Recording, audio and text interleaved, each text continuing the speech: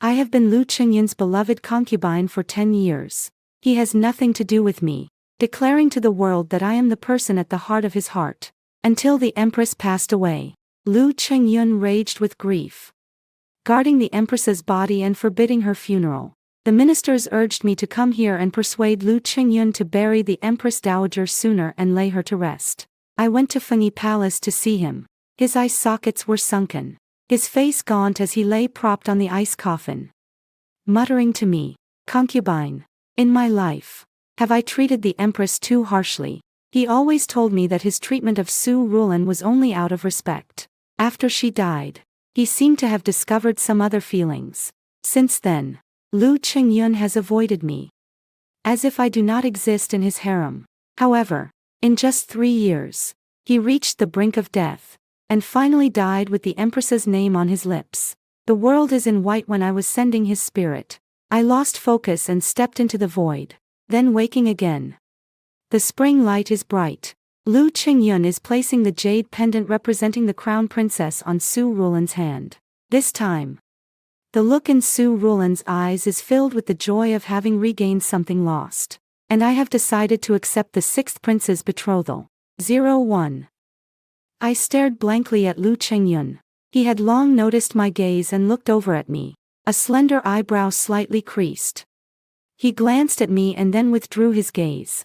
Su Rulan hadn't yet received the jade badge, seemed surprised, and glanced at me as well.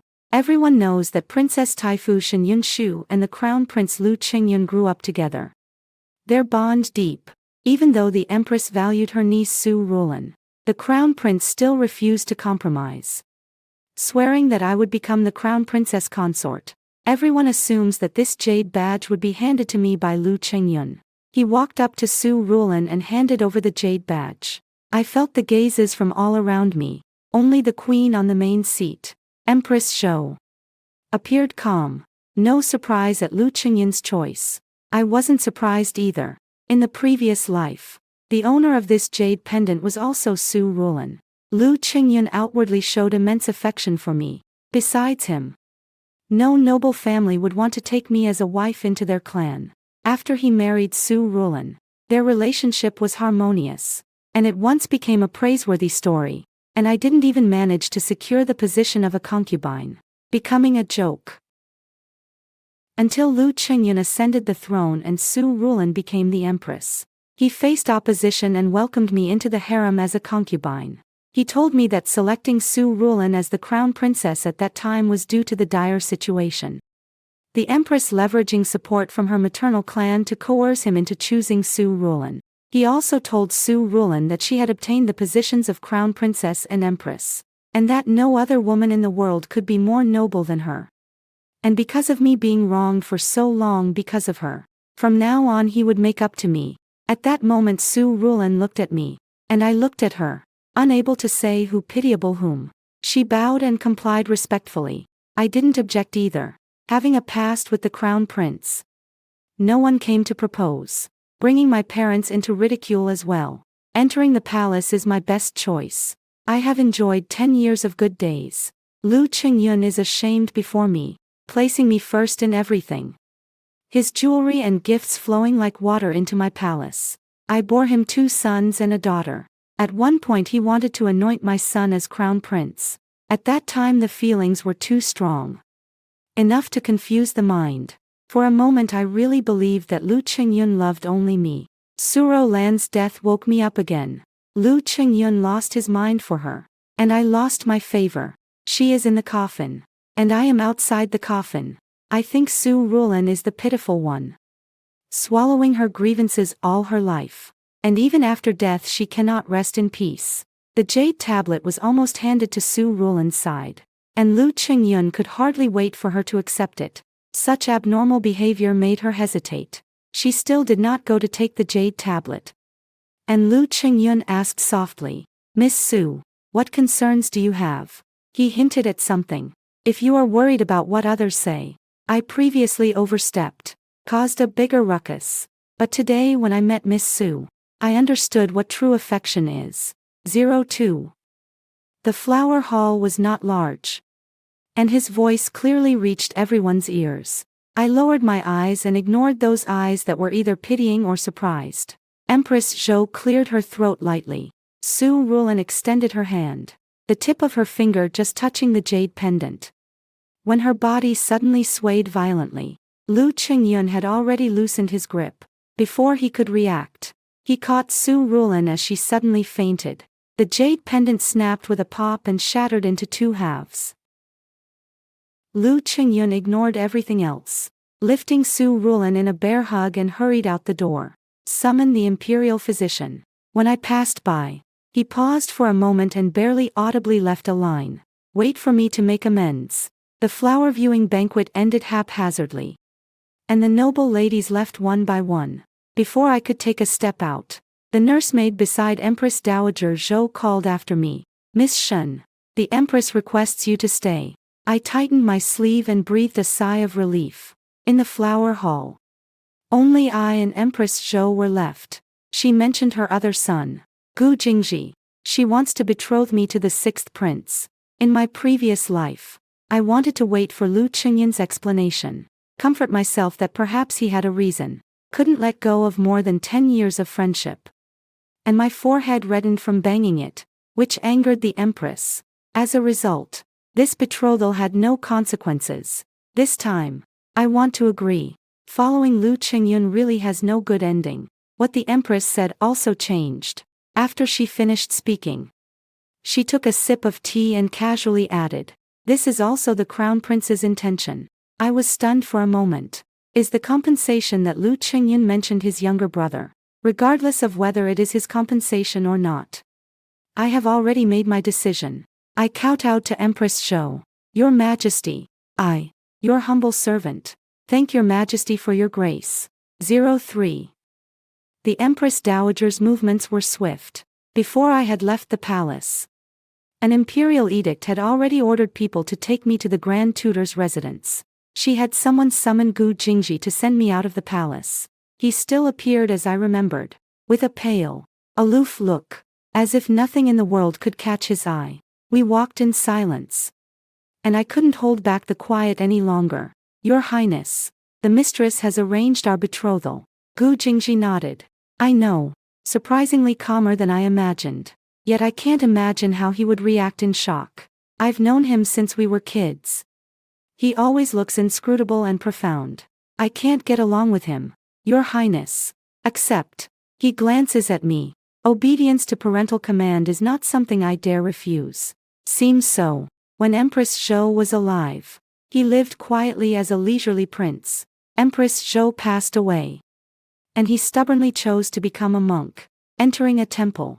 If I marry him, at least my parents won't have to endure those rumors anymore. In the future, I will become a royal concubine who shares the royal dowry. Gu Jingji's nature is indifferent and lax, without intense affection, nor deliberate neglect. Plain and unremarkable is not a bad thing. After he goes to become a monk, I will be the only mistress of the Wang family. I paused in my steps, and Gu Jingji stopped with me.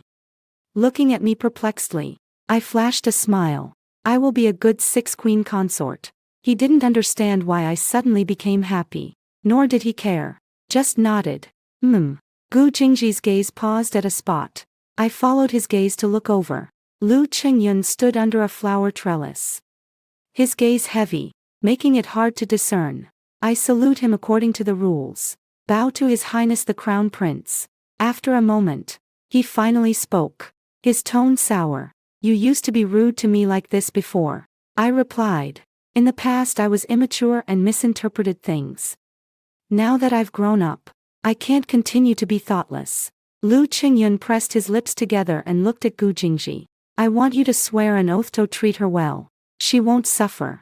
I immediately looked up, worried that Gu Jing was overthinking, and spoke before him. Your Highness is joking. The sixth prince is the future husband of my maid. Of course he will treat my maid well. Gu Jingji tilted his head to one side to look at me. Wings slightly raised eyebrow. Tone with a hint of inexplicable elevation. The fiancé is right. 04. Lu Qingyun's expression sank. I don't know what exactly he is dissatisfied with. My bond with him vanished when he gave me the cold shoulder. He never truly chose Su Rulan. And he pushed me toward Gu Jingji. Just as he wished. What exactly is he dissatisfied with? The little eunuch hurried over and whispered. Your Highness. Miss Su has woken up. Lu Qingyun was startled. Immediately turning around and leaving in a hurry. The little eunuch had to run to keep up. A soft snort sounded in his ear. Still not letting go. I withdrew my gaze and looked at Gu Jingji. His eyebrows and eyes were lazy. As if he had just spoken casually. I shook my head. I am not someone who wants more after getting what I want. Since I have promised your Highness, I will not dwell on others. The corners of the person in front of me seem to curl up a little. If I look again, it should be my illusion. He sent me to the palace gate and watched me get into the carriage. The eunuch who delivered the edict has already left the Grand Tutor's residence. Parents, seeing the imperial decree, were puzzled and crowded around as soon as they saw I had returned. Why are you the sixth imperial son? I finished telling the events. My father fell into thought. Mother then grabbed my hand, looking at me with worry. Yuner, are you doing this of your own accord? Or is it the Empress? I tightened my grip on Mother's hand and spoke with a firm tone. I am willing to marry the sixth prince. Grandmother sighed with relief. The sixth prince is good, genteel, and a kind person. Father's tone was a touch heavier, yet he said, the matter is settled. Yuner, you should rest assured and prepare to marry. My engagement to Gu Jingji was set for 4 months later. As soon as the news spread, the affair between me and the two princes was all over the gossip. I clearly had affections for the crown prince at first, but was later accused of being given to the sixth prince. They discussed how I navigated between my brothers, whether it sparked a quarrel among them. But soon, these voices were all stamped out completely. The marriage between the crown prince and Su Rulan was also finalized. With a more grand wedding ceremony, more elaborate procedures, and the wedding date set for 6 months later, I stood stunned for a long time when I heard the news. Su Rulan still didn't manage to escape. But this time there wasn't an extra person among them resembling me. Perhaps Su Rulan would live a good life. I don't want to cause trouble, nor do I want to reveal any clues that would expose to Lu Qingyun that I am also a reborn person. Sit at home all day embroidering wedding clothes, thinking that future fiancé should maintain good relations. He embroidered a purse and handkerchief for Gu Jingji and had someone deliver it. He had someone return the handwritten Buddhist sutras. Time passed in a blink, and my marriage to Gu Jingji proceeded very smoothly. But on the night of the wedding, something went wrong. In the deep of the night, when it was quiet, only the final consummation remained. Gu Jingji, calm and composed, sat quietly by my side, making no move for a long time. The wedding headdress pressed on my neck and made it ache. I quietly glared at him, glanced again, looked again. He did not look away. Suddenly took a deep breath, and muttered to himself, beautiful face, rosy skull. I paused, replying to him, thank you for the compliment, Your Highness. You look quite handsome as well. 05. Gu Jingji looked at me in astonishment. Are you really the daughter of the learned and talented tutor? I pressed my lips together, thinking to myself that I am not stupid. His words clearly show that he is unwilling to share a bed with me. But if you spell it out, the scene will not look good. He closed his eyes again and turned back. Let's sleep like this. He took off his outer garment, removed his headdress, and was about to lie down. I stared blankly at him. But a nurse will come tomorrow. He bunches one white silk sheet on the bed into a ball and throws it to the floor. Here I am. He pointed to my hair crown and asked, need help? I nod. He leaned over to unhook the crown on my head. Careful not to let the hair thread snag. He was so focused and absorbed that he didn't notice getting closer to me.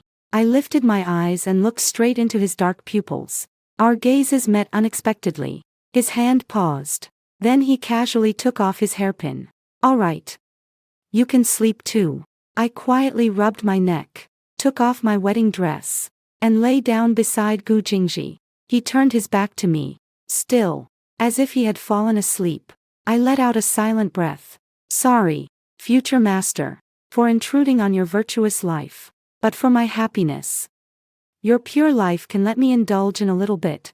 That night I slept very well. Nanny took away the original silk to report. And Gu Jingji and I went to see the Emperor and Empress.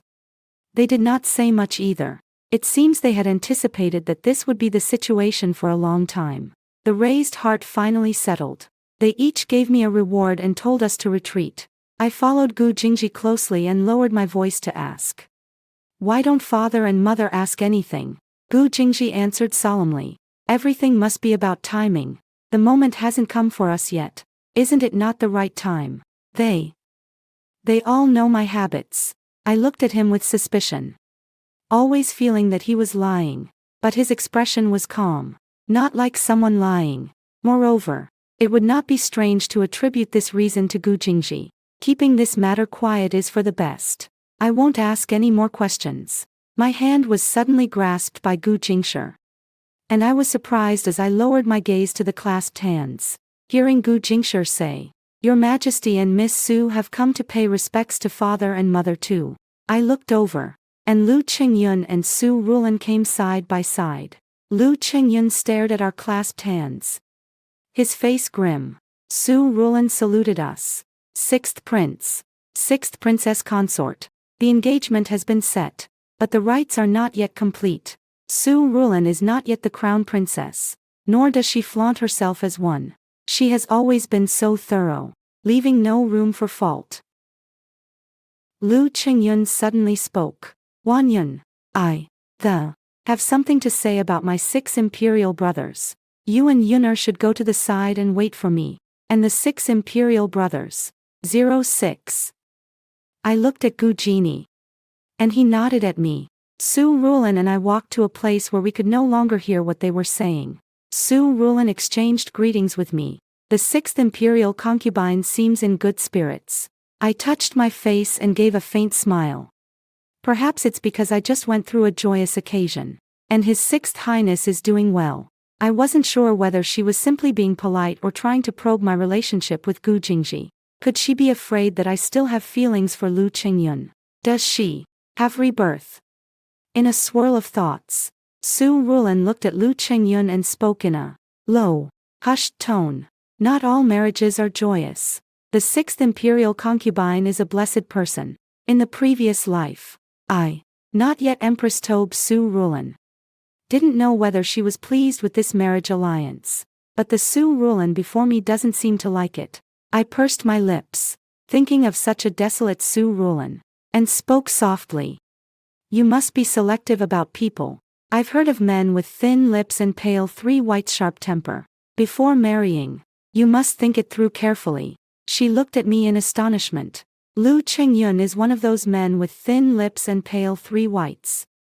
His expressionless face giving people a cold feeling when he looks at them. If possible, I hope Su Rulan can also choose a different path. But her background doomed her to be inseparable from Lu Qingyun. Su Rulan suddenly smiled at me. Thank you for the reminder. Your 6th Majesty Consort. I will be prudent. Gu Jingji left Lu Qingyun and walked toward us. And he gave Su Rulan a slight nod. Miss Su, His Majesty the Emperor asks you to come over. Lu Qingyun stood alone in the distance, expressionless as he looked over. Like a cold ghost, Su Rulan bid us farewell and walked toward Lu Qingyun. When only Gu Jingji was left with me, I asked him, What did His Highness say to you? He frowned slightly. Not worth mentioning. After the marriage, the prince could leave the palace and establish a residence. The emperor granted him a dwelling and conferred Gu Jingji as Ning Wang. On the first day of moving into the mansion, Gu Jingji handed me the keys to his storeroom. Objects outside hold no value for me. You can play with them as you like. He spoke lightly, but when I went to the storeroom to take stock, my heart kept pounding again and again. I had a better expectation for the days to come. I once assisted in the 6 palaces, and affairs of the royal residence were not difficult for me. The days at the Ning royal residence were peaceful and calm. Gu Jingji is as measured as I expected, neither neglectful nor overly intimate. I grew gradually familiar with him, able to exchange a few light-hearted remarks. When the crown prince's wedding is finally held and all officials come to congratulate, Gu Jingji and I have also arrived at the scene. The two of us sit at a separate table. Watching from the side. Su Rulan has already entered the bridal chamber, while Gu Jingji is outside entertaining guests. Today he is spirited and easy to talk to, not annoyed even when a few princes circle around him making trouble. I look at the oranges on the table. Peel one segment and put it in my mouth. And my throat tightens immediately. Calmly swallowed and fed a segment to Gu Jingji's lips. He raised an eyebrow at me. I said very sincerely, "Sweet, I rarely do such intimate gestures in front of others." "He won't embarrass me." He lowered his head directly and swallowed that segment of orange. Then the skin of his face twitched violently. I withdrew my hand and my gaze, bowing my head and stifling a painful laugh. In front of me, there suddenly appeared another segment of orange. I instantly stopped smiling, and Gu Jingji's hand went straight to my mouth, smiling softly. "Indeed sweet. The queen loves it. Eat more." Similarly, I cannot let him lose face in front of others. I had no choice but to harden my resolve and swallow that slice of orange. It seemed I heard a soft hum of amusement. I gave him a sidelong glance and peeled off a segment to feed him. He stopped laughing as well. In the end, the only thing left on the table between us was the orange we had eaten clean. Unknowingly, many eyes turned to me and him. I seem to have heard someone sigh that Prince Ning and the princess have a deep affection. Their tastes are alike. Even sour oranges can be eaten. And the queen's arranged marriage is astute. Ears warmed up. A sudden, sharp crack caused all the surrounding sounds to stop abruptly. Lu Qingyun's indifferent voice rang out. I slipped by myself.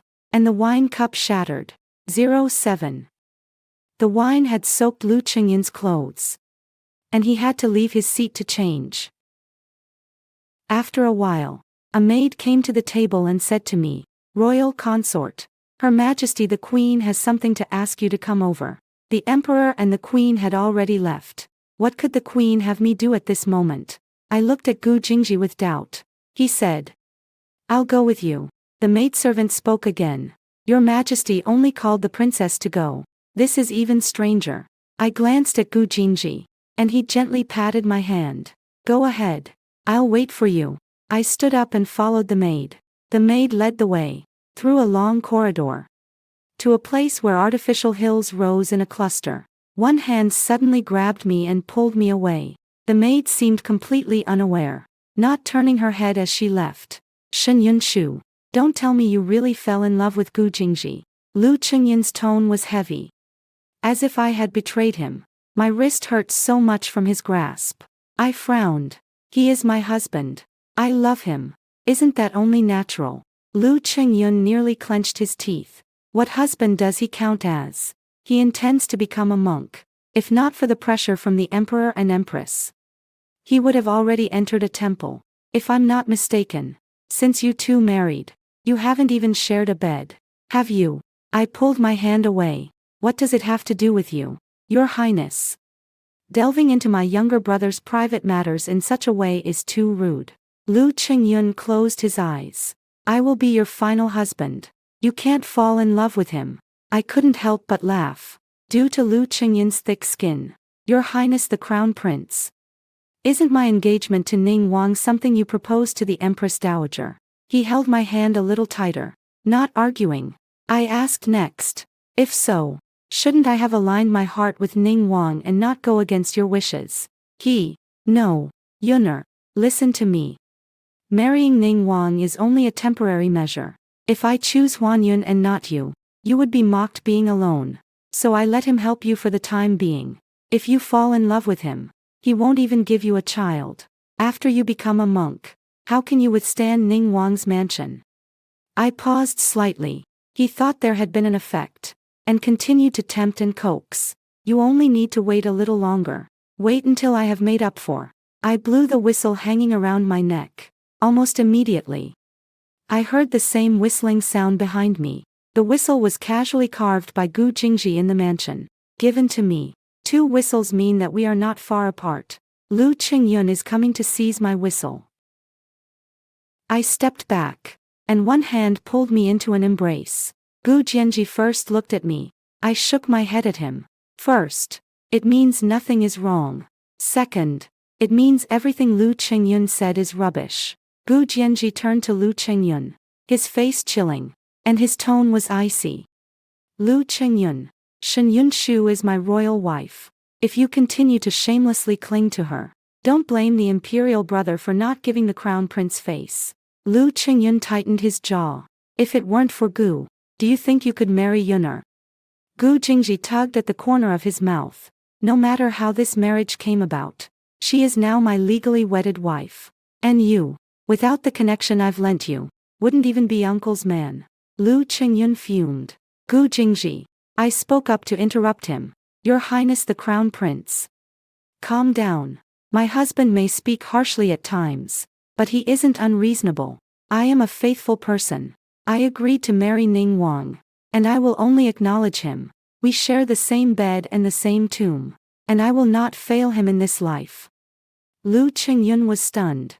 I tugged at Gu Jingji's sleeve, signaling him to hurry away with me, but he showed no reaction at all. When I looked over, I saw Gu Jingji also dazedly staring at me. 08. I grabbed his hand, and he immediately turned it over. At this moment, the reaction was quite swift. I pulled Gu Jingji away, without stopping, and left the East Palace directly. But when Gu Jingji and I reached the gates of the king's residence, he suddenly said, I remembered there are some things I haven't done yet. You go back first. Then he rode away alone in a carriage. It wasn't until it turned dark that he returned. There was ample time for me to prepare everything.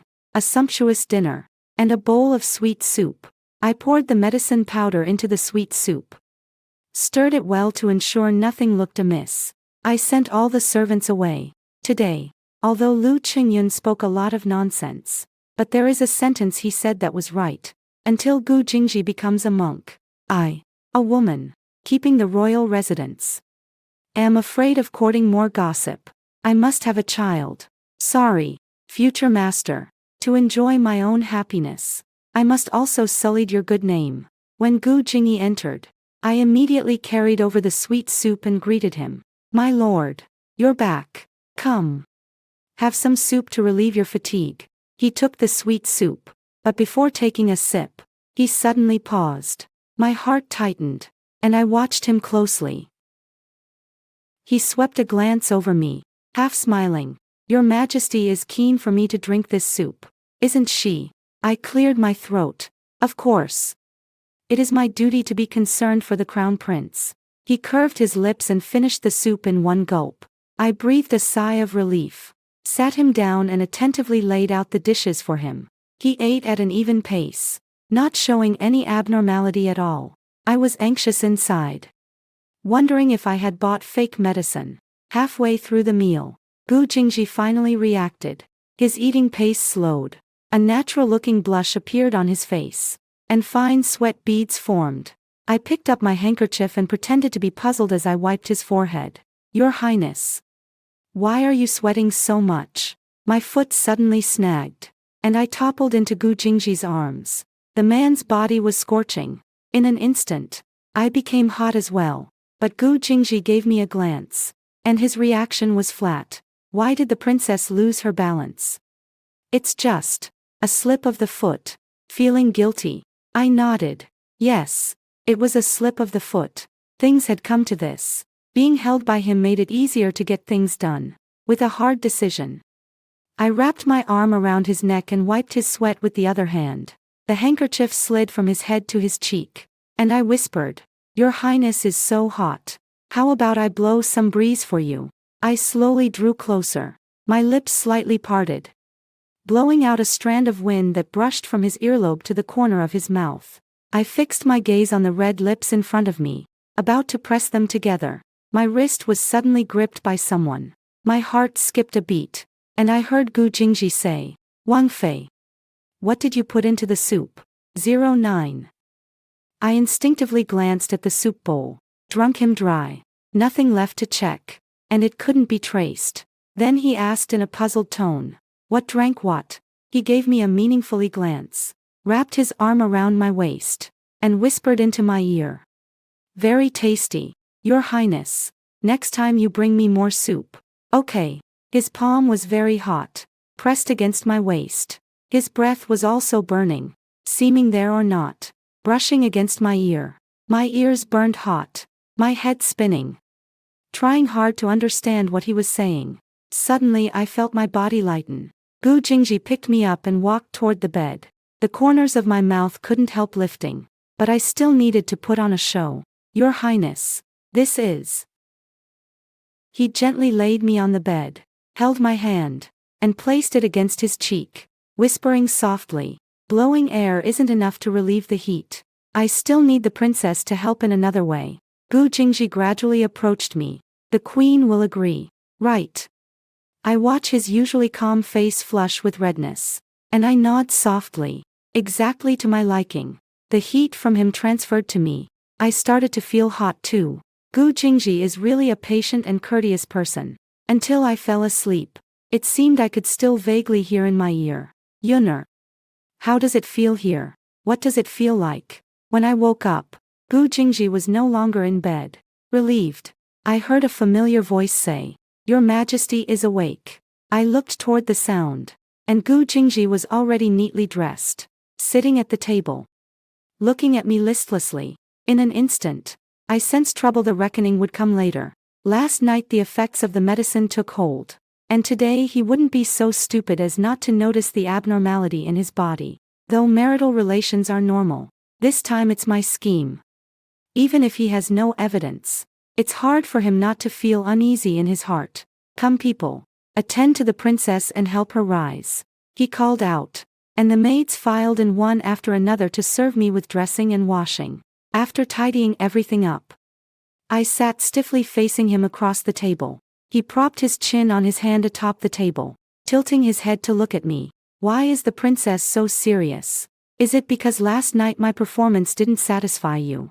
Sure enough. He jumped straight to the point with no hesitation. He even referred to himself as this king. I pretended to act as if nothing was wrong. Your Highness is exceptionally talented. I have no dissatisfaction at all. As I spoke shameless words, the person opposite me looked like nothing had happened and narrowed their eyes at me. Last night the queen consort worked hard with good intentions and great effort.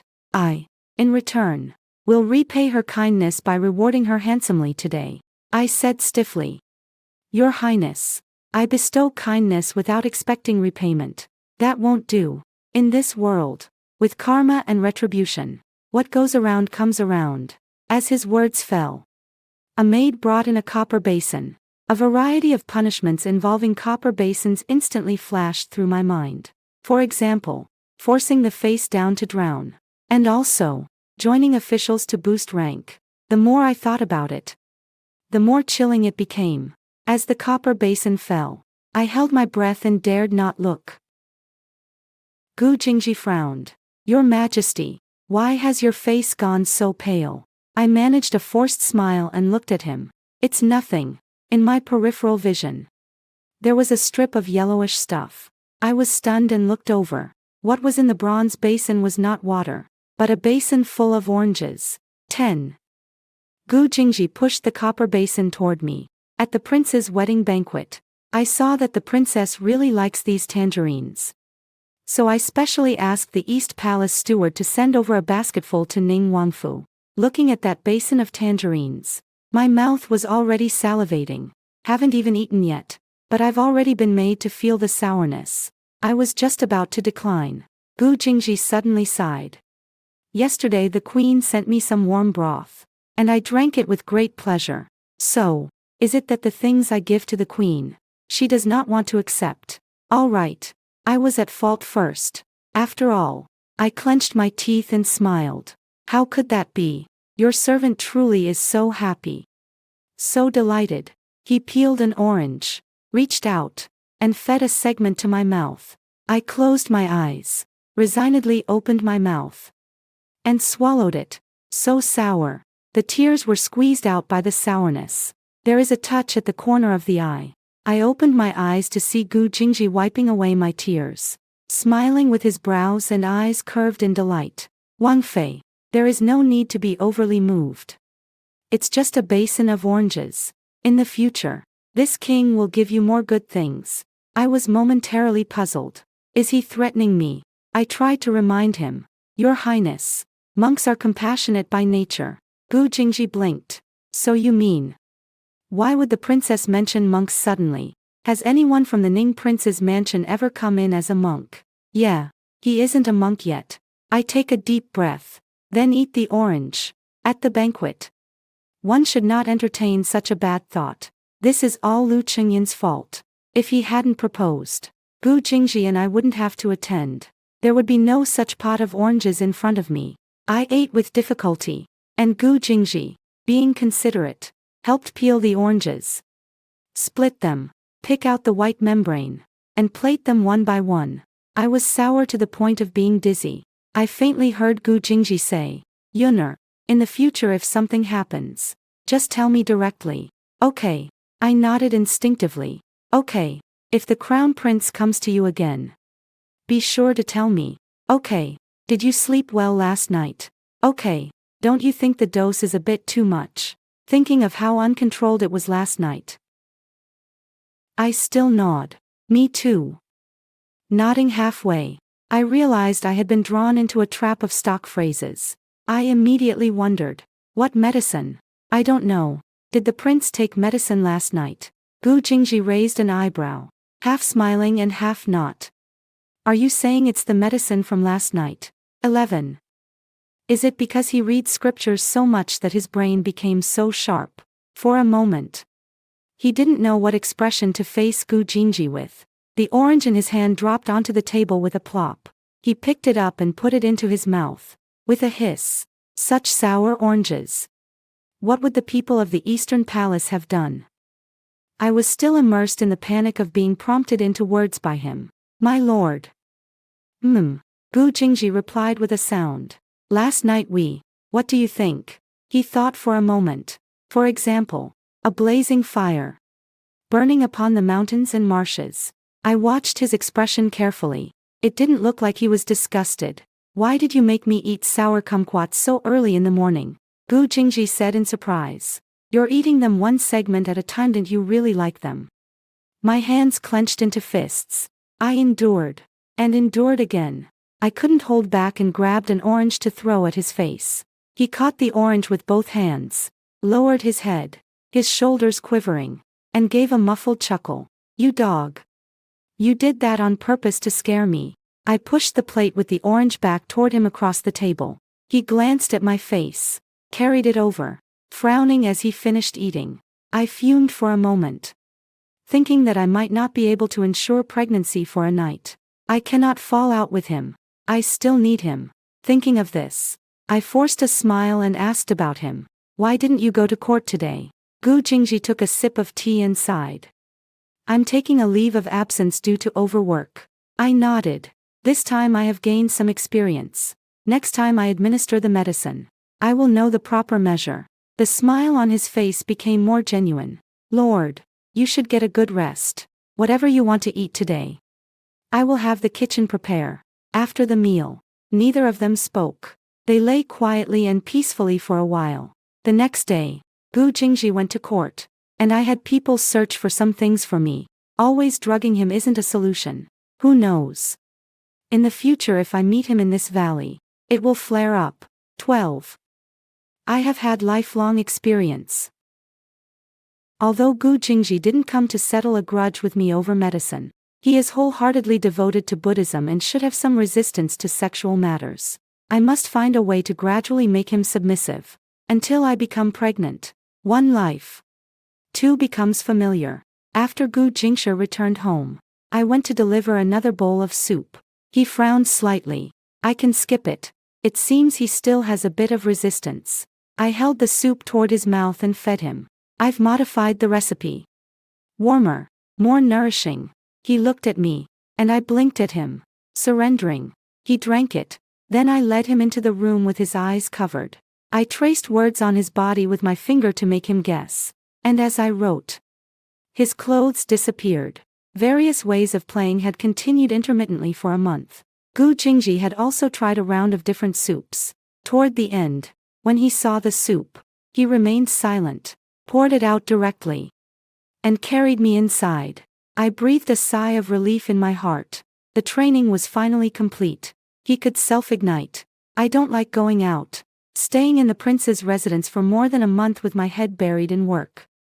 And no one outside has seen me, but I have heard plenty of news. The crown prince's deep affection has echoed throughout the capital, as if willing to pluck the moon from the sky for his princess. They all say that the crown prince has lifted the crown princess to the pinnacle of his heart, causing people to be thoroughly envious, and casually mention that I, the other wife daughter-in-law who remarried, am much more low-key than before, thinking that my life has not been entirely smooth. After I finished listening, I felt that Lu Qingyin was still the same as before, eager to have his exquisitely embroidered underwear worn outside for everyone to see. Not long after, I heard news that the crown prince and the crown princess were ambushed while traveling together, the crown prince bravely shielding the crown princess with his body. Seriously wounded. I carefully recalled that after Lu Qingyun married Su Rulan in the previous life, there was also an assassination attempt. But in my limited memory, whenever Su Rulan was by his side, the one who got injured was always Su Rulan. In this life, Lu Qingyun has made some progress. The prince was attacked, and both sentiment and reason dictate that he should go to the Eastern Palace to visit. Gu Jingji entered the room to check his injuries. Su Rulan entertained me in the outer room. I could see she looked well, much more spirited than I remembered. She gave me a shallow smile. Long time no see. The 6th Imperial Empress's complexion has improved. I recall this month's actions with some embarrassment. The prince has been very good to me. No, Lu Qingyun was injured. How could Su Rulan smile? 13. Feign an outward appearance of concern as well. I probe and sigh. His Highness the Crown Prince really loves the Crown Princess deeply, even willing to lay down his life for her. Su Rulan lowered her eyes, gently touching her brows, and sighed. As the Crown Prince, he is constantly in danger. Seeing him lying there in such agony, I wish I could take his place with my own body. Her feelings were sincere. I brush away the thoughts that flashed through my mind. If it were Su Rulan who has been reborn, it would be impossible for Lu Qingyun to deceive her again. Lu Qingyun could barely walk on the ground on the queen's birthday. He looked paler and more haggard than in my memory, his gaze more sinister, casting his eyes toward me and Gu Jingji in a way that was either intent or indifferent. I decided to either follow Gu Jingji, or join the other ladies-in-waiting, and never be left alone. In the golden autumn, every table at the banquet has 2 crabs. The maid peeled the crab meat and placed it on the dish in front of me. The crab scent wafted into my nose, and my stomach suddenly churned. When I wasn't fully conscious, I had already turned my head and started dry heaving. Gu Jingji reached out to support me at once, asking with worry, "What happened? Are you uncomfortable?" I touched my stomach, momentarily at a loss, sensing something, and looked at him with a small smile. He blinked, and after a moment his expression froze in a daze. "Yuner." I shook my head lightly, not sure. The imperial physician came to take my pulse, and after a moment he knelt before the emperor and empress. "Congratulations to His Majesty and Her Majesty. Princess Ning is already 2 months pregnant." Gu Jingji was still looking at me blankly. The emperor was overjoyed. "Excellent. On the empress's birthday this joy is found. Double happiness arrives. The entire palace will be rewarded." A chorus of congratulations rose around. I pinched Gu Jingji under the table. He recovered his senses, and tentatively touched my lower abdomen. I pinched him again and whispered softly, "Thank you." I pulled him up, like a restless spirit. He walked to the hall, knelt before the upper tier to give thanks. Amidst a sudden crack of astonishment in the midst of harmony, "Your Highness." Everyone looked over. It was Lu Qingyun who spit out blood. 14. Because of Lu Qingyun, the emperor and empress withdrew from the feast, and the birthday banquet ended abruptly. The imperial physicians tended to him in the hall. Lu Qingyun's old wound flared up again, and he swayed, feverish, muttering nonsense again and again. Upon close listening, one could barely hear the word impossible. The empress believed I was pregnant and urged me to leave the palace early with Gu Jingshi. After a few days, Su Rulan was found to be pregnant. which dispelled the gloom in the palace. I stayed in the prince's residence to nurture the fetus. And Gu Jingshi wished he could never leave my side. If you don't let me touch this, and that, you don't want me to touch it either. I'm actually getting quite annoyed with him. I drive him away for a while. And he comes back with new reasons to cling on. I rejected all the posts that came in from outside under various pretexts. Occasionally, when I travel, I also bring enough staff along. I really don't want to give Lu Qingyun any more opportunities to take advantage. But I didn't expect Lu Qingyun to come directly to the door. He chose a time when Gu Jingji was not at the residence. A grand prince coming to the door and being turned away is a topic for endless discussion. I immediately sent people to inform Gu Jingji. I had no choice but to welcome him into the main hall. What important matter brings your highness to visit today? There are still servants in the hall. Lu Qingyun, however, asked directly without concern. Yuner, are you hiding from me? I suppressed my impatience. Hide. There's no real need for us to meet. So I don't call it hiding. Lu Qingyun fixed his gaze on me. But you ought to be a solitary person. The servants were all startled. I stood up and rebuked him. Your Highness, speak cautiously. I am Wang Ning's wife. Your brother-in-law is me. If these words are heard by someone with ill intentions, have you considered the consequences? Lu Qingyun's gaze followed me closely, and in the face of my anger, he paid it no mind. Then let them know that you and I are meant to be together. I can't believe it. Are you crazy? Have you thought about the crown princess? Lu Qingyun walked over to me. Yes, Wantuan is my wife. But I can't bear to leave you behind. After so many years of our bond. I don't believe that you can truly put it down just by saying so. Old Six was only your backup choice. But now I have come. Yuner, I am the crown prince. I have the ability to be good to all of you. We will not neglect any of you. Return to my side. Okay. The maids stood in front of me, blocking my way side by side. Lu Qingyun stood with his hands behind his back. A faint voice. Move aside. Your Highness the Crown Prince. You have such great authority to threaten this king's wife at Ning Prince's mansion. Hearing the voice, I exhaled softly. Gu Jing quickly walked over to my side, steadied me, and asked softly, are you all right? I shook my head. He looked coldly at Lu Qingyun. You should think carefully about how to explain this to father and mother. Lu Qingyun's expression was as gloomy as ink. Another person walked into the main hall. Su Rulan walked in calmly, her eyes slightly red as she looked at Lu Qingyun. Your Highness, come home with me. 15. Lu Qingyun looked at Su Rulan, a fleeting look of guilt crossing his face. He glanced at me and finally led Su Rulan away. Gu Jingji held me tightly and didn't let go even after they left. I heard him whisper, don't be afraid. I won't let him go. After 10 months of pregnancy, I gave birth to a son. Gu Jingji names the child Shenhuayan. The Ning Prince's mansion is full of joy, but the Eastern Palace is clouded by sorrow. Lu Qingyun seems especially plagued by misfortune, either stabbed or poisoned. The body has become a medicine jar. Besides taking care of the children, Su Rulan also has to look after Lu Qingyun. When I occasionally visit the palace to see her, her smile hides sadness, occasional tears falling. What she says to me is, don't worry.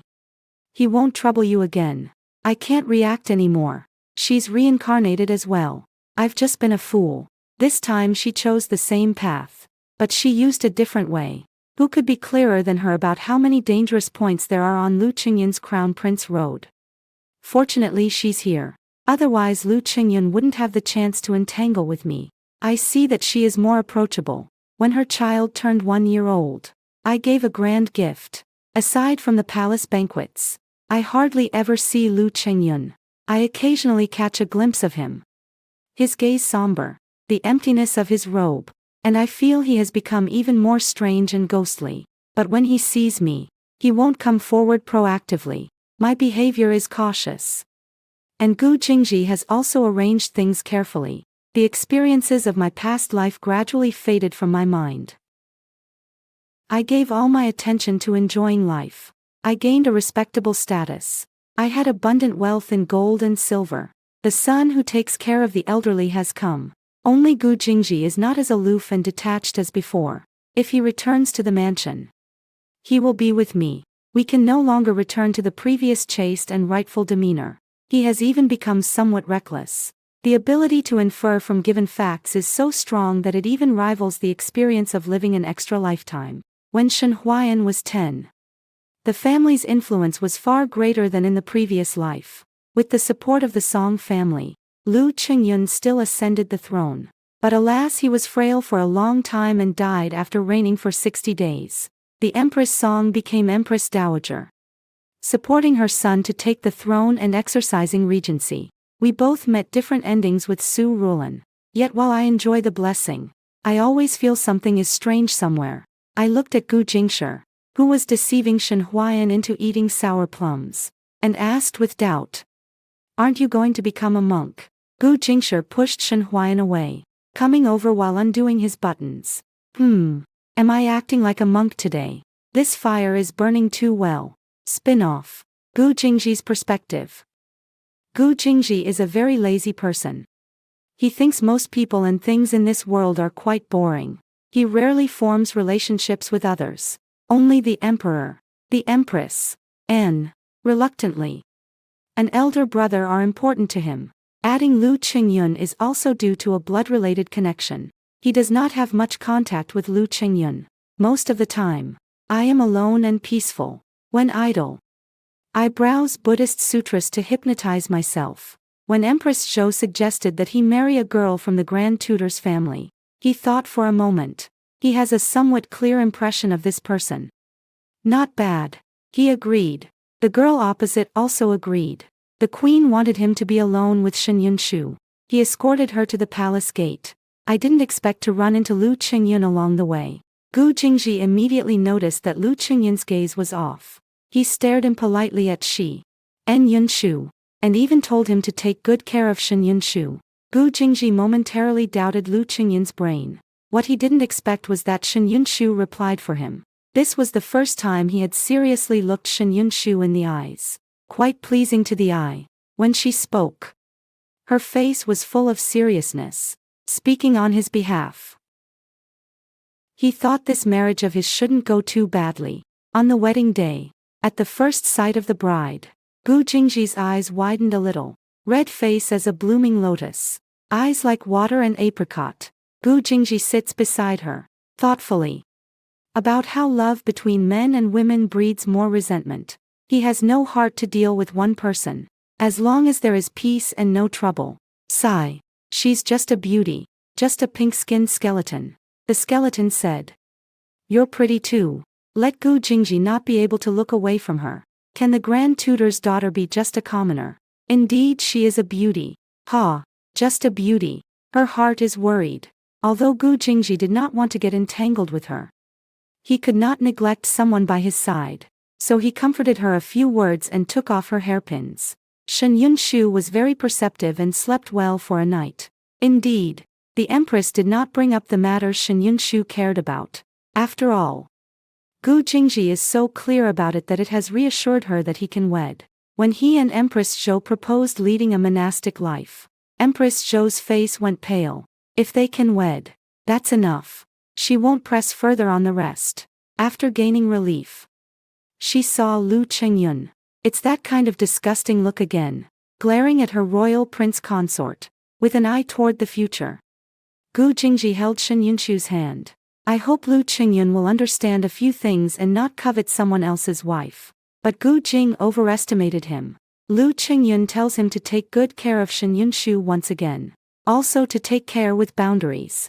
Not to get too close. Nor to neagle. CT. Guarantee to treat him preferentially in the future. Gu Jingji recalled the words spoke that day to Lu Qingyun and said to Lu Qingyun, My royal prince consort, I will take care of you. Gu Jingji felt that if he continued to speak with Lu Qingyun, he would not be able to restrain himself from overstepping his authority. Went directly to pick up his royal prince consort and bring her home. The emperor granted the residence and conferred the title of Ning Wang. Gu Jingji watched Shen Yunshu pacing back and forth as she counted the store. Rooms 6 times. The smiles on Yu Dian's face grew even wider. Seeing this, Gu Jingji couldn't help curling his lips as well. His king's wife. A little cute. After spending time together. It feels like Shen Yunshu isn't a clingy girl. He and she get along very comfortably. He once again feels fortunate that he agreed to the queen's dictated marriage. Now, as long as he assumes that his wife has become someone else's, he feels uncomfortable all over. This is quite good. At the prince's wedding banquet, when he tasted that sour tangerine, Gu Jingji suddenly felt it was not quite right. He fed one back, seeing Shen Yunshu's sour, wrinkled brows and a strained expression. The hand under the table bunches the fabric over the knee. Gu Jingji was pleased, feeling better again. Shen Yunshu, for a person who was just passing by, looked bad again. It's better again. Not good again. Good again. Not good again. The orange is gone. He heard people around him discussing him and Shen Yunshu. He saw the ears of the person beside him flushed bright red. It's fine again. Following her. And when he saw Lu Qingyun grab her, things got bad again. He heard his elder brother's words, certain and solid, and was extremely astonished. How could there be such a shameless person? Gu Jingji, upon Shen Yunshu begging for help, immediately protected the person in his arms. Things are not good. The heart seems to miss a beat. He heard Shen Yunshu say, "We share the same bed in life, the same grave in death. I will not fail you in this life. Something's wrong. What is my heart beating for? Dance with me." Gu Jingji's thoughts became tangled and slow, and it wasn't until the carriage stopped at the mansion gate that he remembered the important matter. It's not about waiting for Lu Qingyun to nag at him and then not giving him face anymore. This time, there will be no. He returned to the palace and filed a case against the crown prince. He did not mention Shen Yunshu, keeping himself between the two princes. Any impact would be on her. Therefore, Gu Jingshi used the issue of the crown prince's retainers encroaching on private land. Lu Qingyun was pleased to be banished from the palace for a month and would reform the East Palace's affairs. Gu Jing looked content as he returned home, and as soon as he stepped inside the door, the princess personally handed him sweet soup. Sweet soup with a few extra ingredients. As a prince, he may not show off, but he has seen all kinds of methods. He has smelled the medicine Shen Yunshu uses. If someone else drugged him, Gu Jingshi would let that person die. But the person who drugged him was Shen Yunshu. So what if he drugged him? They were originally husband and wife. Looking at the sleeping faces beside him, Gu Jingji thought, it was simply wonderful. But he also remembered that he was the one who ate the last segment of orange at the banquet. He planned to return the courtesy, but social courtesy had gone too far. And Shen Yunshu seemed to be angered. He had to keep up with the comings and goings. Although the oranges were very sour, but Gu Jingshi thought these oranges were quite tasty. He has decided to become a real husband to Shen Yunshu. But he is angry because of Shen Yunshu's behavior. Once he used the drug. And that was enough. Why does she always need to drug him? Each time I urged him to take his medicine, he would finally agree to sleep with me. That way I questioned him. If he hadn't endured it and thrown away her medicine, else she would continue to insult him. Life at the royal estate is too comfortable. Gu Jingji didn't want to go to court at all to face those people. It wasn't that he couldn't understand, but he was simply too lazy to get involved. Better to go home and accompany Shen Yunshu. When he learned that Shen Yunshu was pregnant, Gu Jingji's mind went blank. He began to think from the meaning of being pregnant, thinking of the days and nights with Shen Yunshu, thinking that with a wife there would also be children. He and Shen Yunshu have a child. He and Shen Yunshu have a child. He and Shen Yunshu have a child. Gu Jingji's reaction was unprecedentedly dull. Before he could express his emotions, Lu Qingyun spit blood and fainted. As Gu Jingji's biological younger brother, he had to accompany the visit. But he felt irritated, let alone the meaning in the reluctantly attentive elder brother's mouth, which others did not know. Gu Jingji understood it clearly. Lu Qingyun coveted his wife and thought that Shen Yunshu could not have children with him. Gu Jingji thought things through and persuaded herself not to push it anymore. No longer forcing herself to treat Lu Qingyun as someone she cares about. Not only I, He not someone she cares about, but he is a mortal danger. Thus, after he noticed what the crown prince consort had done, he helped her erase all traces. After all, I'd rather tear down 10 temples than break up one marriage. If the crown princess is exposed, Lu Chenyan's family will be finished. Gu Jingxi's marriage is very happy, and I hope Lu Chenyan's is as well. He is going home to be with his wife. Although after having a child, his wife lost some interest in him, but Gu Jingxi has plenty of means and tricks to win back his beloved. Now, listen to the second story. Learning that her fiancé is with his concubine sister, I am enraged to the point of frenzy. Take out 1,000 taels of silver and hire someone to beat him. A close friend patted her chest and said she would take care of it, took my silver, then turned around and offered 800 taels to request the princess to take action. The princess took out 100 taels to find someone to handle the matter. The younger daughter-in-law, to please the noble, disregards her fiancé's deep love for her and proactively takes on the work. Turning around, she uses 10 taels of silver to order her cousin to beat up her fiancé. The cousin takes out 1 or 2 coins, finds a thug. The thug, unhappy with the amount of money, loses his temper and shows no restraint when striking the fiancé, who was beaten into a eunuch. The matter has blown up. 01. I spent a lot of money to have Gu Jingxing beaten up. There's been no news these days. I'm anxious, yet not willing to admit defeat. I fear that Gu Jingxing was really beaten, and the blame would fall on me afterward. I'm also worried that the 2,000 silver taels will go to waste. Letting Gu Jingxing roam free. My mother held my hand and nagged me, advising me to treat Gu Jingxing more politely in the future and not throw a temper tantrum all the time. It said that the alliance with the Duke's family is a superb match on immense blessing that has fallen from the heavens, and I must seize it well. I was carelessly going about my tasks, my eyes frequently peering out the window. Beyond the window, there is nothing but a few glossy green banana leaves. Mother finally noticed my abnormality and asked softly, "Qingwan, what are you looking at?" "Nothing," I gave a perfunctory answer. Seeing Chunlan hurriedly rush from the moonlit arch, my heart jumped. I hurriedly stood up and said, "Mother, I have something to take care of. I'll go first." Ignoring my mother's call, I lifted my skirt and stepped out the door, calling hastily to Chunlan, who was heading toward the fork in the road.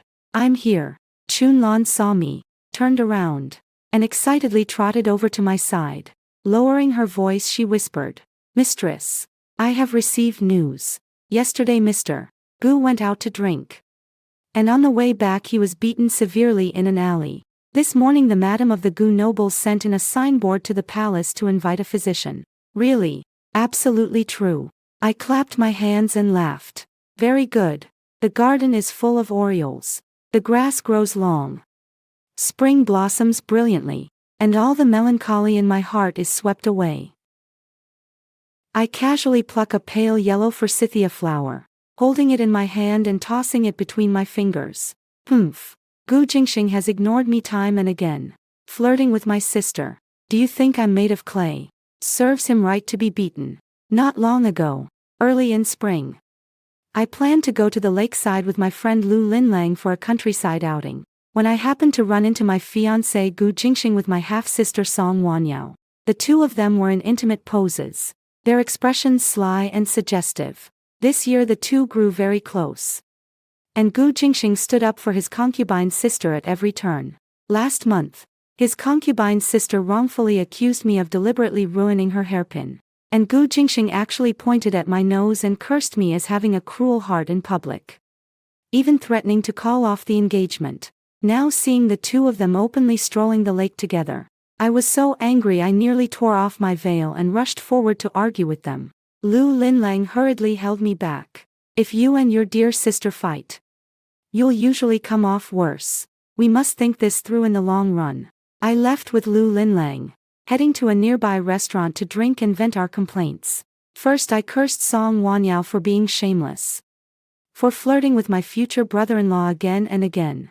Then I cursed Gu Jingxing for having no heart, for being fickle. With the drunkenness taking hold, I pulled out a stack of silver notes from my sleeve and slammed them on the table.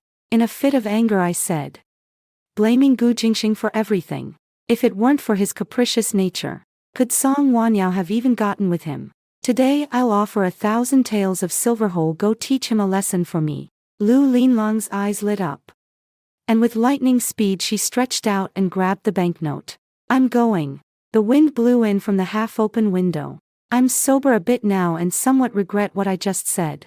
Gu Jingxing is certainly despicable, but we can't just casually pull out 1,000 taels of silver. That was private money saved up for a long time. I was just about to joke, when Lu Linlang deftly tucked the banknote into her sleeve. I stammered and stretched out my sleeve toward her. Linlang. Perhaps we should forget it. Jingxing is at least my fiancé. Lu Linlang quickly turned sideways, cleverly dodging my hand reaching for the banknote. Anne, indignant, pounded the table. Shen Qingwan, you've ridden over Gu Jingxing's head for so long, and you still care about the banknote. Aren't you a woman? If you are, you should give him a beating to teach him a lesson.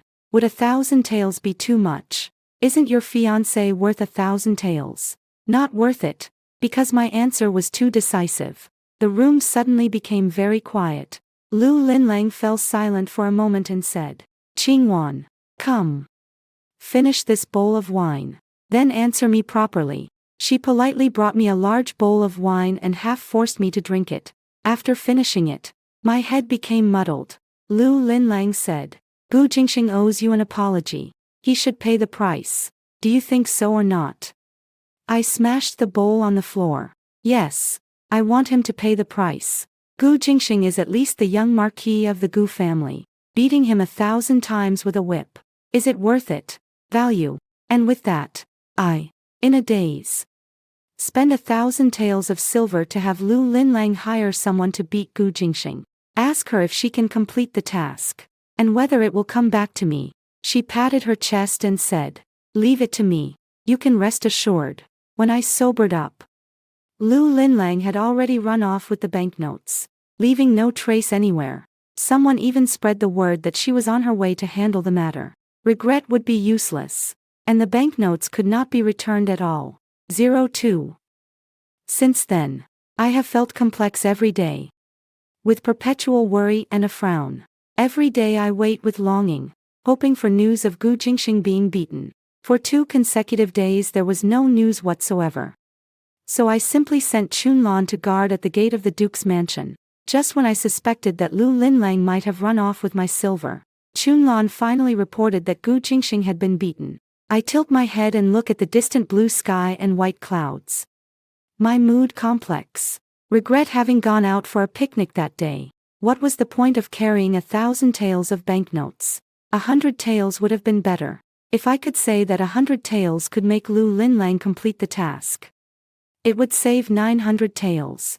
Holding the forsythia, I stood on the slate path in quiet silence, as my younger cousin Song Wanyao drifted over like a wandering spirit beside me. Spring Lawn and I, 2 living people, stood nearby, yet she didn't notice.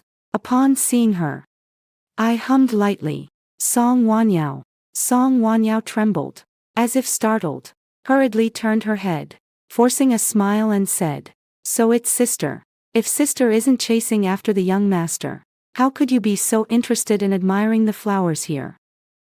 I was so angry that I smashed the flowers in my hand onto her face. Song Wanyao, I tell you, I will never give Jingxing to you. Forget it. Song Wanyao glared at me, then stepped on the ground. Spring blossoms crushed underfoot. Then just wait and see. Miss, something's gone wrong. Something terrible. Song Wanyao's maid Kyuju rushed into the courtyard from outside, with a hurried expression, mixed with a touch of fear. Song Wanyao immediately left me and hurried forward, asking with concern, how is the young master? Autumn Chrysanthemum supports her waist, panting, and says, Miss, the little prince is beaten into a eunuch. What? Song Wanyao and I both cried out simultaneously. It's true. After last night, the young master was beaten and has been crying out in pain all night. The doctor can't cure him at all. This morning, the noble wife invited the imperial physicians. Who said that his manhood is no longer functional? Miss, what should we do now? Qiu Ju's voice was urgent, pulling on Song Wanyao's sleeve, her face extremely flustered. Song Wanyao was struck by lightning, stunned into silence. From this performance of hers, I thought she was worried that Gu Jingxing would become a eunuch, and even if she married in, she would be a widow. I timidly said to Chunlan, "Come on, let's go take a look. If Gu Jingxing really becomes a eunuch, then this matter will blow up big." I casually took a ginseng from the storeroom, brought Chunlan with me, and hurried to the Duke's mansion to visit the patient in a state of nervousness. In the carriage, Chunlan fumed and said, "Miss Qiujuan can know such a hidden matter about the Duke's mansion. She must have been staying inside the mansion all along, while the servant girl cannot get in and can only probe for news outside. Miss, the young master and the second young mistress are closer than we imagined.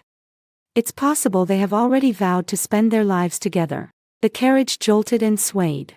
Sounds of street chatter outside, and I was uneasy. Chunlan, now is not the time to argue about this. If Gu Jingxing really becomes a eunuch, the Duke's mansion will surely investigate to the end. At that time, will they find us out? Chunlan's small face suddenly turned snow-white.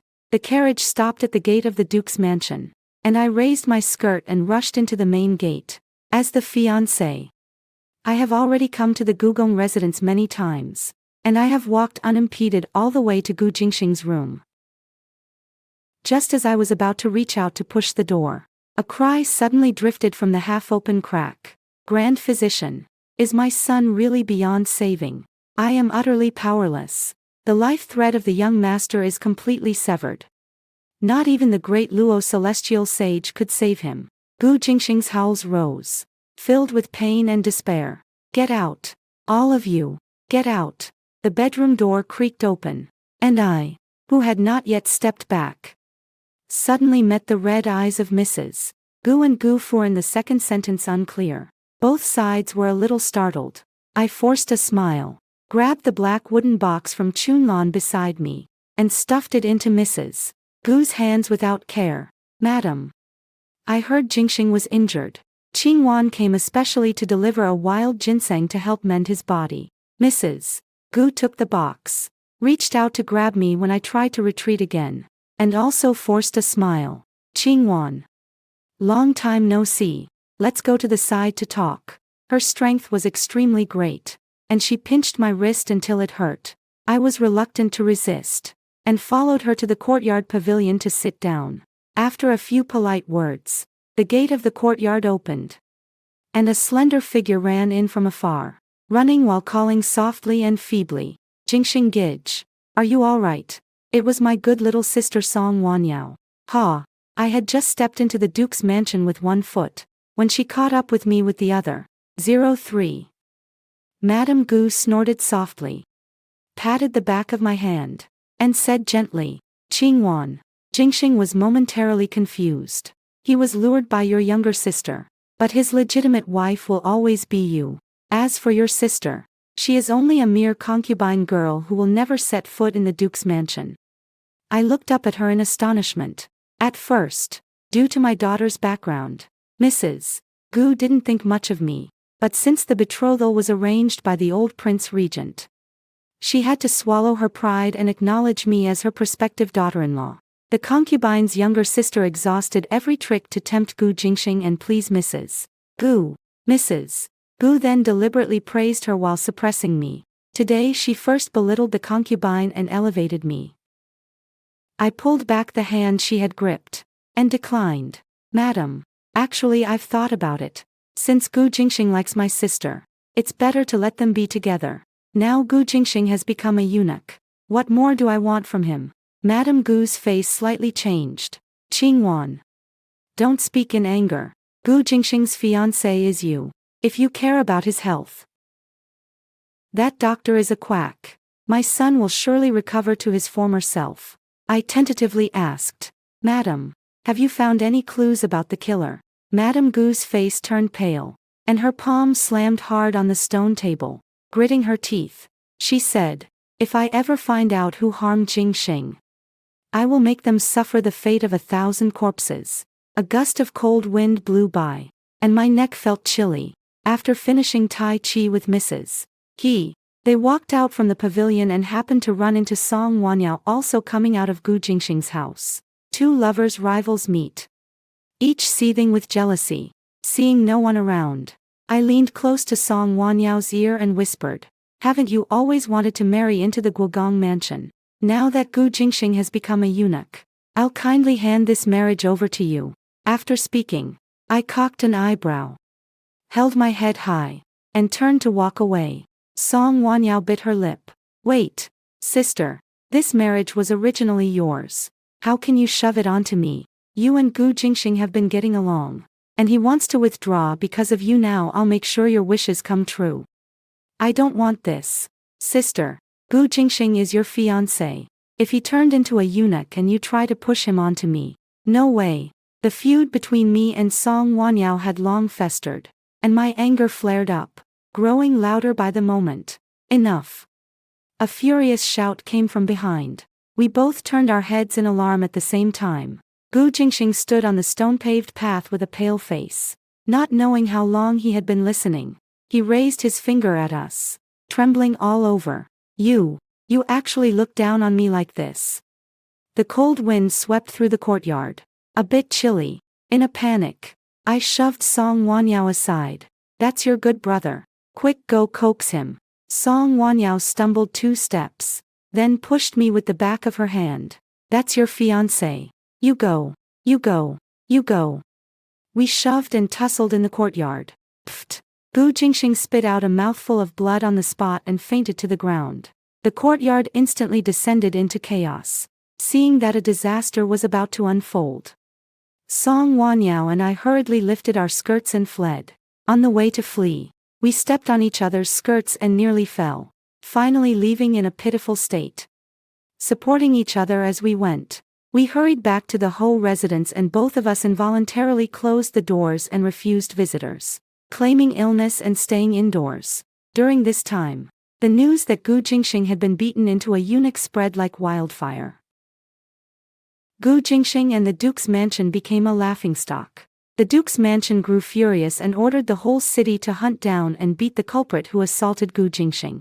Not only that, the Duke knelt in court to the Emperor, claiming that he was framed by political enemies, that his only son had no offspring and would be cut off, and begged the Emperor to intercede.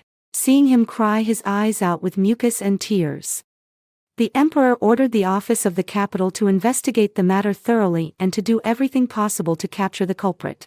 For a moment, the capital was filled with rumors and alarm. In just 2 days, the killer who had attempted to turn Gu Jingxing into a eunuch was captured and sent to prison. Upon hearing the news, my vision went black and I nearly fainted. 04. Spring Orchid pushed the door open and trotted over to the couch, saying, Miss Liu has replied, saying we should meet at the old place." I rolled over and sat up. "I want to see her." During this period, I sent people to arrange a meeting with Lu Linlang, only to learn that Lu Linlang was not in. The Lu family is a major merchant, with business houses all over the country. Lu Linlang loves money as if it were her life. Yet she is selfish and cowardly. I suspect she has already run away. Unexpectedly, this guy has a shred of conscience. Today he finally got in touch. The next day, I dressed up and wrapped myself up tightly before leaving the house. Just as I was about to get into the carriage, I saw a familiar carriage speeding ahead in front. Chunlan asked in confusion, "Huh, isn't that the second young Mrs. carriage? Where is she going?" I stepped onto the saddle stool to get on the carriage and called to her. "Never mind her. The important matters come first." The horses' hoofbeats clattered, and we arrived at the tavern quickly. We hurried upstairs, arriving at the familiar private room door, faintly hearing someone inside talking. They are 2 women. Just as I was about to listen closely, Li Linlang hurried from the corner of the corridor and said, "Qingwan, you finally arrived." I pointed to the private room and asked in a low voice, "Who is inside?" Li Linlang's expression was complex. After staring at me for a long moment, she said, "I invited them." I take a deep breath and lower my voice. Didn't we agree to discuss the serious matters? Why are you inviting outsiders? Lu Linlong's eyes flickered slightly. They're not outsiders. They are all involved in beating Gu Jingxing. I am stunned. Lu Linlong's expression becomes more complicated. He places his hand on the door and whispers, "When we go in later, don't be surprised. I will tell you the whole truth." Push the door open with force. The two people inside who were talking both turned their heads. Two pairs of eyes met, and the whole place fell silent. "Why is it you?" I and Song Wanyao exclaimed in unison. I never expected that. In beating Gu Jingxing, Song Wanyao would actually be involved as well. Wasn't she determined to marry Gu Jingxing with all her heart? You actually want to beat him too? Seeing my confusion, Lu Linlang pulled me to another woman and respectfully said, "We have met the princess consort."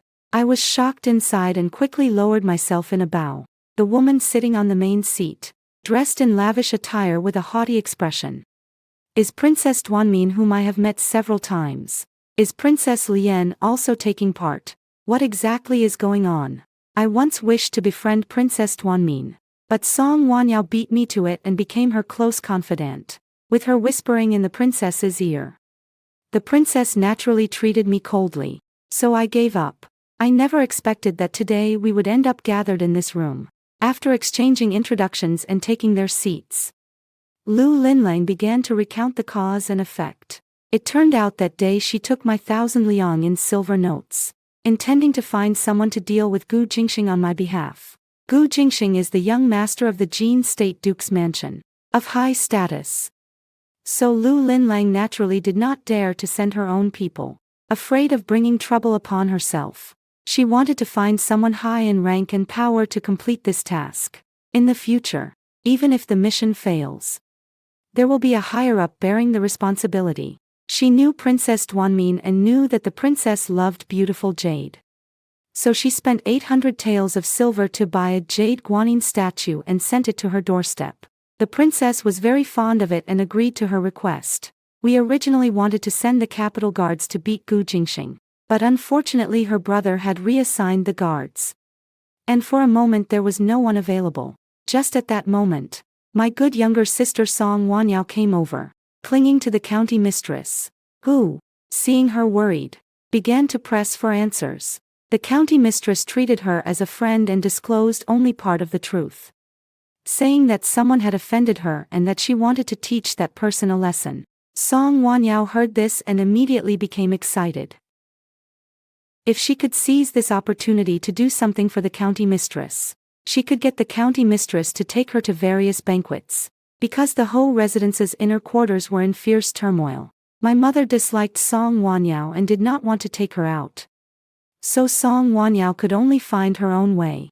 Upon hearing that the person had angered the city lord, Song Wanyao could not wait to step forward and take on the matter, to vent her anger for the city lord. When the city lord heard that someone was willing to do the task, she readily agreed. When Song Wanyao learned that she was going to fight Gu Jingxing, she was stunned.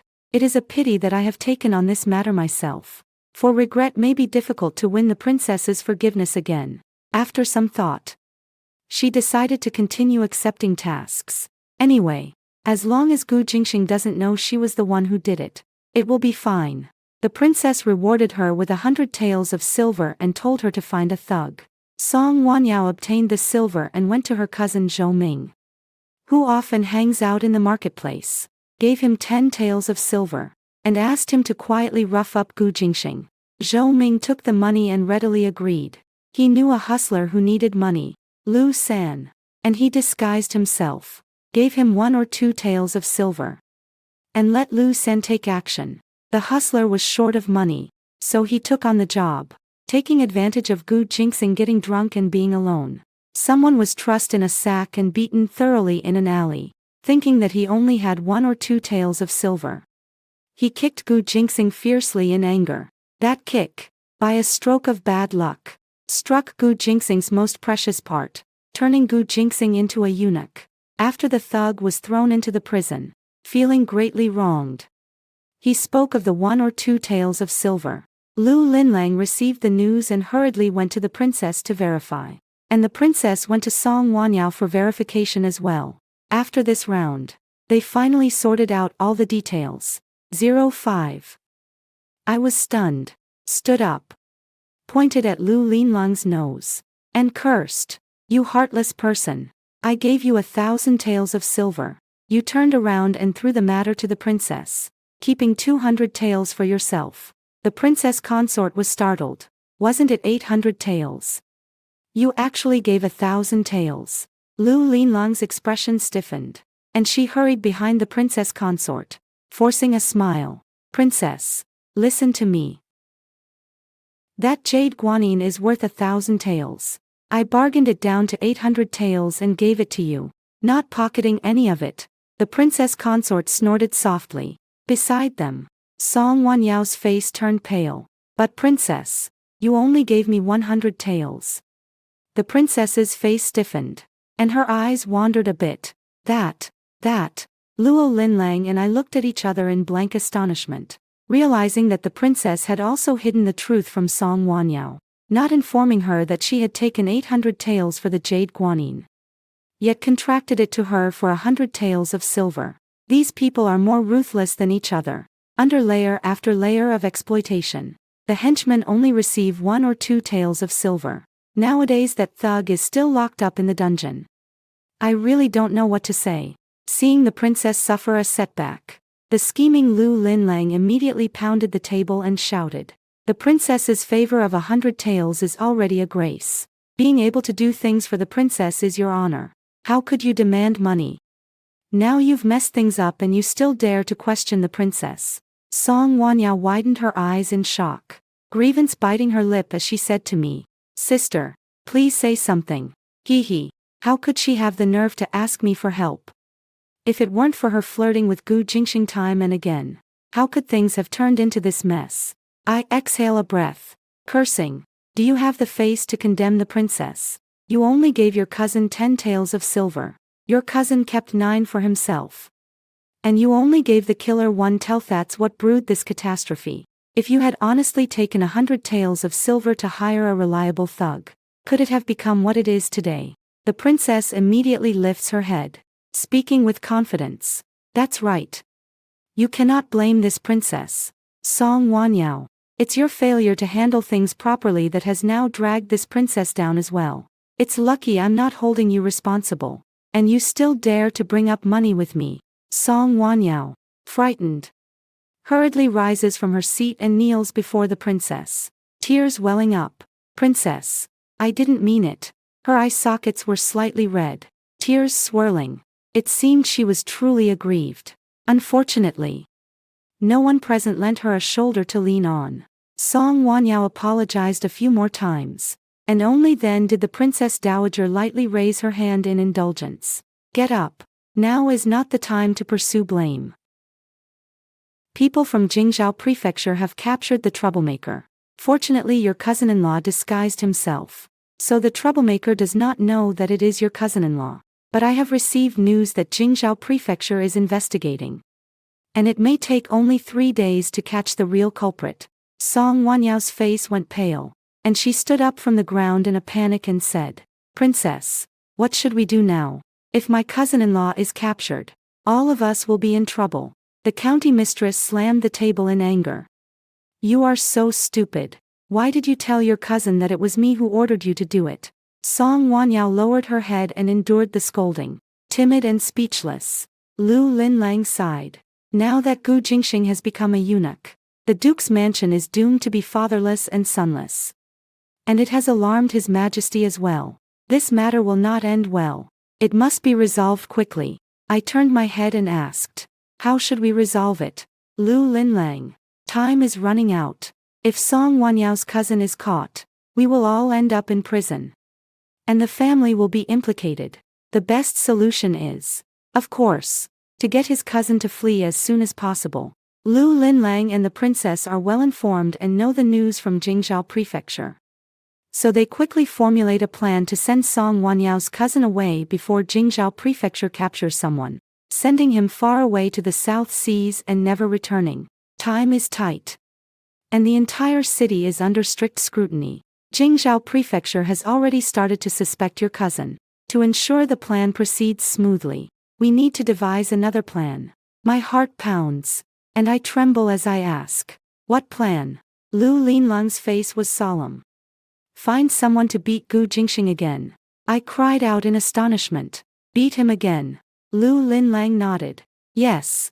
And this time beat him even harsher than last time. So as to scatter their attention. We'll divert the clues in another direction. Muddy the waters. Wait for the capital to investigate the political enemies of the Prince Jing state. And during that time we will quietly send away Song Wanyao's cousin. I've already arranged the caravan. Will you do it or not? 06. Dang. Song Wanyao hammered the table and said. I was stunned and asked. Aren't you the one who likes him? Gu Jingxing likes you a lot too. He even loudly called off his marriage with me for you. And now you want to hit him again. Song Wanyao pursed her lips and said. Who would covet his affection? If he truly liked me, he would have divorced long ago. From start to finish. All he wants is for me to be his concubine. The Duke's mansion won't even look at your status. How could they possibly look at me? An unworthy daughter. My mother came from a merchant family, and the whole family lacked money at the time. So my father married my mother. However, my father had someone he preferred. He loved Lin Shi, and after marrying my mother he took her as a concubine. Over the years, my mother believed Lin Shi had enticed her husband, while Lin Shi thought my mother had taken her rightful place as mistress. And the two fought like a pair of black-eyed chickens. Song Wanyao and I obviously looked down on each other as well. Always ing and always vying for everything. Song Wanyao is right. My mother comes from an inconspicuous background, and my father holds no high official title. The Duke of Jin's household looks down on me from top to bottom. How could they ever look upon Song Wanyao's birth? Song Wanyao raised an eyebrow and asked me, Sister, are you going to fight or not? I folded my arms and snorted coldly. Do I need to say it? Hit me to death. Then the four of us bumbling tinkerers sat down together and agreed on all the plans. Gu Jingxing is currently injured and staying behind closed doors. If you want to beat him, you must lure him out of his house. Thus, the whole village's hope rests on Song Wanyao. After all, Gu Jingxing likes her. Returning to the marquee residence. Dusk falls. Walking in the garden, I patted Song Wanyao on the shoulder and spoke in a grave tone. Little sister, everything now rests on you. Song Wanyao paused, turned her head, and looked at me solemnly with a resolute expression as if about to join the army. Don't worry, sister, leave it to me. The next afternoon, Song Wanyao and I ran into each other in the garden. I gave her a hard shove, knocking her to the ground, and pointed at her nose as I cursed. Humph. The madam of the ducal house told me that I am the rightful daughter-in-law of the ducal mansion. You will never be able to enter the ducal mansion, and you will never be able to contend with me. Song Wanyao, clutching her handkerchief, sat on the ground wiping her tears. Sister, I have already followed your wishes and deliberately kept a distance from the young master. Aren't you satisfied yet? I cursed even more viciously. Ha! I knew your treacherous heart would never die. Who are you pretending for? Don't think you can snatch my young master away. Staring at her pitiful, whining, fragile appearance, old grievances surged into my heart, and I raised my palm and slapped her across the face with a crack. 5 finger marks instantly appeared on Song Wanyao's cheek. She covered her face, her black eyes filled with shock. You hit me. I awkwardly withdrew my hand and spoke in a hushed, quick tone. If I don't hit you, how can people believe it? Song Wanyao gritted her teeth and whispered. You're not taking private revenge, are you? We agreed to just put on a show. Yet you hit me. I straightened up and shouted. If you want to hit me, go ahead. Oh, you have to pick a day. Bitch. One more slap from me. Since she says I'm acting on private revenge, I'll make sure to hit back enough to cover my losses. After I finished speaking, taking advantage of Song Wanyao's momentary unawareness, I gave her another hard slap. Slap. Another face of Song Wanyao shows 5 finger marks. She is not the kind to back down easily, and she leaps up from the ground in anger. Shen Qingwan. I'll fight you. We push and shove in the yard, making a commotion with chickens flying and dogs barking. Soon everyone knew that my sister and I had another altercation with Gu Jingxing. Song Wanyao's maid Qiujin has already rushed out the door to report to the Duke's residence. When Song Wanyao and I were crying and making a scene in the courtyard, Gu Jingxing and Qiu Ju hurried over. As soon as I stepped in the door, Gu Jing roared at me without any explanation. Shen Qingwan, you actually bullied Wanyao again, brother Jingxing. Song Wanyao turned to look at him, her eyes turning red, and she ran over timidly, leaning against him and wiping her tears with a handkerchief. Gu Jingxing tenderly held her hand. Are you all right? I know everything now. That day you came to the Duke's mansion and looked disdainful the way Si Shenwan forced you. Your heart still has room for me. In the past, when Gu Jingxing said such things, I would have been especially angry. Now he is so blind and ignorant. I am overjoyed in my heart. After comforting the sobbing Song Wanyao, he turned to me and yelled, Shen Qingwan. You deliberately forced Wanyao to despise me in front of you to drive a wedge between us. You are truly a despicable person. I will never marry you in this life. I want to call off the engagement. Song Wanyao pulled at his arm and said, Brother Jingxing, please don't say it anymore. Sister didn't mean to. She just loves you too much. Gu Jingxing immediately grew furious. Pointing at me, said, Shen Qingwan, I will never like you. Forget about it for good. 07. I almost couldn't hold back my expression. Where does that dead eunuch's confidence come from? Thinking that all of us sisters like him. He used to fear that Wanyao and I would abandon him. Now we just had a little quarrel, and suddenly he's confident again. I gritted my teeth to resist rolling my eyes and said loudly, Fine. We'll break off the engagement. Gu Jingxing was stunned in an instant. Song Wanyao cried weakly, shoulders heaving, Jingxing, elder sister, please don't argue with me. This whole mess is my fault. Let me die. As long as I disappear, you won't quarrel anymore. After saying that, she cried and rushed away, her back like a meteor, whooshing disappear in an instant. I was amazed. This is running away way too fast. Gu Jingxing naturally shouted Wanyao, don't act impulsively, while he rushed off too. As soon as they left, I hurriedly summoned Chun Lan and Qiu Ju. Hurry, hurry, follow the plan. Lulinlang was already at the gate of the Ho residence to meet them. Song Wanyao quickly got into her carriage, driving the cart out of the city. Gu Jingxing couldn't catch up with the carriage, so he hurriedly told someone to lead the horse. I asked Chunlan to go to the princess's mansion to deliver a letter. Let Qiujuan stay to observe the movement, and I took a shortcut through a side door, heading to the agreed-off location on the outskirts of the city, a dense forest. Lu Linlang and Song Wanyao had long been crouched there, chatting off and on. Seeing me appear, the two of them stood up and said, How about it? Did you chase after us? I nod slightly. They're coming after us, let's wait. Gu Jingxing would definitely go to report it to the authorities if he can't find the person. Next, the princess will make a bit of a fuss to attract the people from the Jingzhou prefecture, dragging them along. Gu Jingxing couldn't call for help, and in his urgency, he would go out of the city alone. Lu Linlang climbed onto the carriage, pulled out 3 sets of clothes from inside, and stuffed 1 set each to me and Song Wanyao. Hurry and change. I looked at the clothes, all in blue male outfits, and a bad premonition rose in my heart. What are we going to do? Lu Linlang had already crawled into the carriage to change. A muffled voice coming from inside. Last time we botched the job when we hired someone. This time we will do it ourselves. And we will not miss any leverage. We, holding on to clothes, were dumbfounded. What? We do it ourselves? Lu Linlang lifted the car curtain, stuck her head out and said, The 3 of us can take on 1 person, still not enough. Song Wanyao and I looked at each other in dismay. There's no other choice now. Song Wanyao and I, reluctantly taking turns getting in the car to change back into men's clothes. Then we tied up our hair, hid it under hats, and finally covered our faces with a black veil. Song Wanyao leaned close to me, nervously saying, Sister, Gu Jingxing hasn't been drinking again. What if he recognizes us? I patted the back of her hand. So we wait until it gets dark before making a move. In the dark and with the lights out. Who can tell? In any case, don't make a sound. Lu Linlang comforted them. With me here, you can rest assured.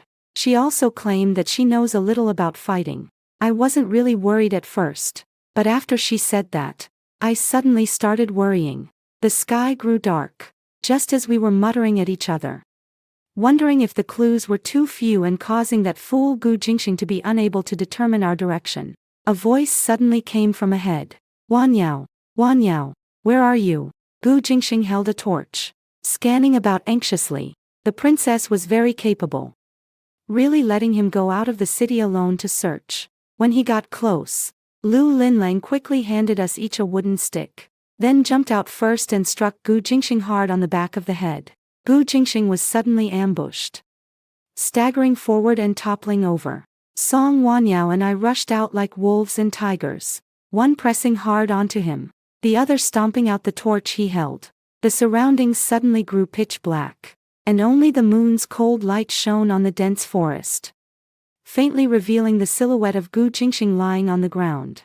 New grievances and old grudges surged to the forefront of my mind, and I swung a wooden stick, delivering a heavy beating to him. Lu Linlang and Song Wanyao also did not show any signs of backing down, wielding wooden sticks and slamming them onto Gu Jingxing's body from all directions. Bang bang bang. Ah! Gu Jingxing let out a series of screams.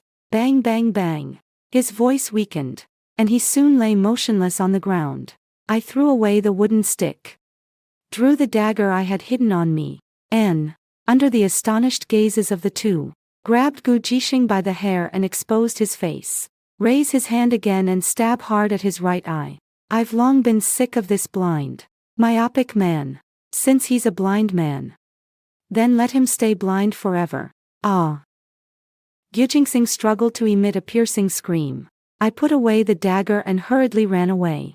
Lu Linlang grabbed the still dazed Song Wanyao, dragging her along as they sped forward, to destroy the evidence. Our carriage had already been burned earlier. The princess will meet us up ahead. 08. The three of us stumbled and ran for quite a while, finally bursting out of the dense forest. Sure enough, we saw a dark carriage parked on the open ground up ahead. We climbed onto the carriage without hesitation. The princess sat inside, asking nervously, "How is it?" I took off the veil from my face and said calmly, "Task completed." She patted her chest, let out a light sigh, and ordered the groom outside to hurry away. Lu Linlang and Song Wanyao were unusually quiet, not saying a word along the way. Back at the Ho residence, Lu Linlang explained to everyone that we had gone to her place. Now there was a witness as well. After everyone dispersed, Song Wanyao gripped my hand, pulled me to a quiet spot in the corridor, stomped her foot and said, "Sister, how could you be so rough?" I lowered my voice. "If we don't blind him, how can we make the Jingzhou prefecture people look away?" "But, there is no but. We've done it. You and I are accomplices. If I'm found out, you can't escape responsibility either." Under the moonlight, Song Wanyao widened her eyes, stared at me blankly for a long moment, then said, "He is your fiancé." I let out a soft hum and teased my bangs. "He has already called off the engagement twice. If I still refuse, wouldn't I be left with a shameless reputation?" Gu Jingtian was carried back to the Duke of Gu's residence only after he woke up. He lay there in a daze like that, asleep in the wild countryside for a night. Fortunately, he's lucky and wasn't eaten by beasts. Knowing that he has gone blind, Lady Gu faints on the spot. Duke Gu goes to court again to complain to the emperor, claiming that his political enemies framed him. In such a tense moment, Gu Jingxing was viciously beaten and made blind. A naked provocation to Duke Jin. Besides political enemies, who would dare to do this? No one suspects that the Jin Princess Mansion's misfortune stems from a petty quarrel and jealousy.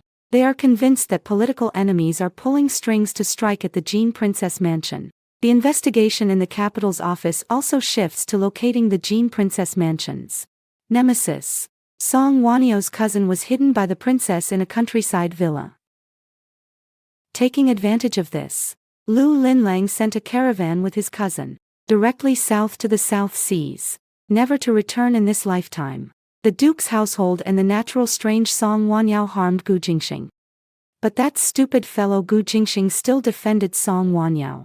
Thank you for being so blind and foolish. After finishing all this, Song Wanyao and I breathed a sigh of relief and went with gifts to the duke's mansion to visit Gu Jingxing. Ah! The murderer would indeed return to the crime scene to check on the victim's condition. Entering the duke's residence again without a hitch, I arrived at Gu Jingxing's room. Get out! Get out! Get out! All of you! Get out now! I'm not blind! I'm not blind!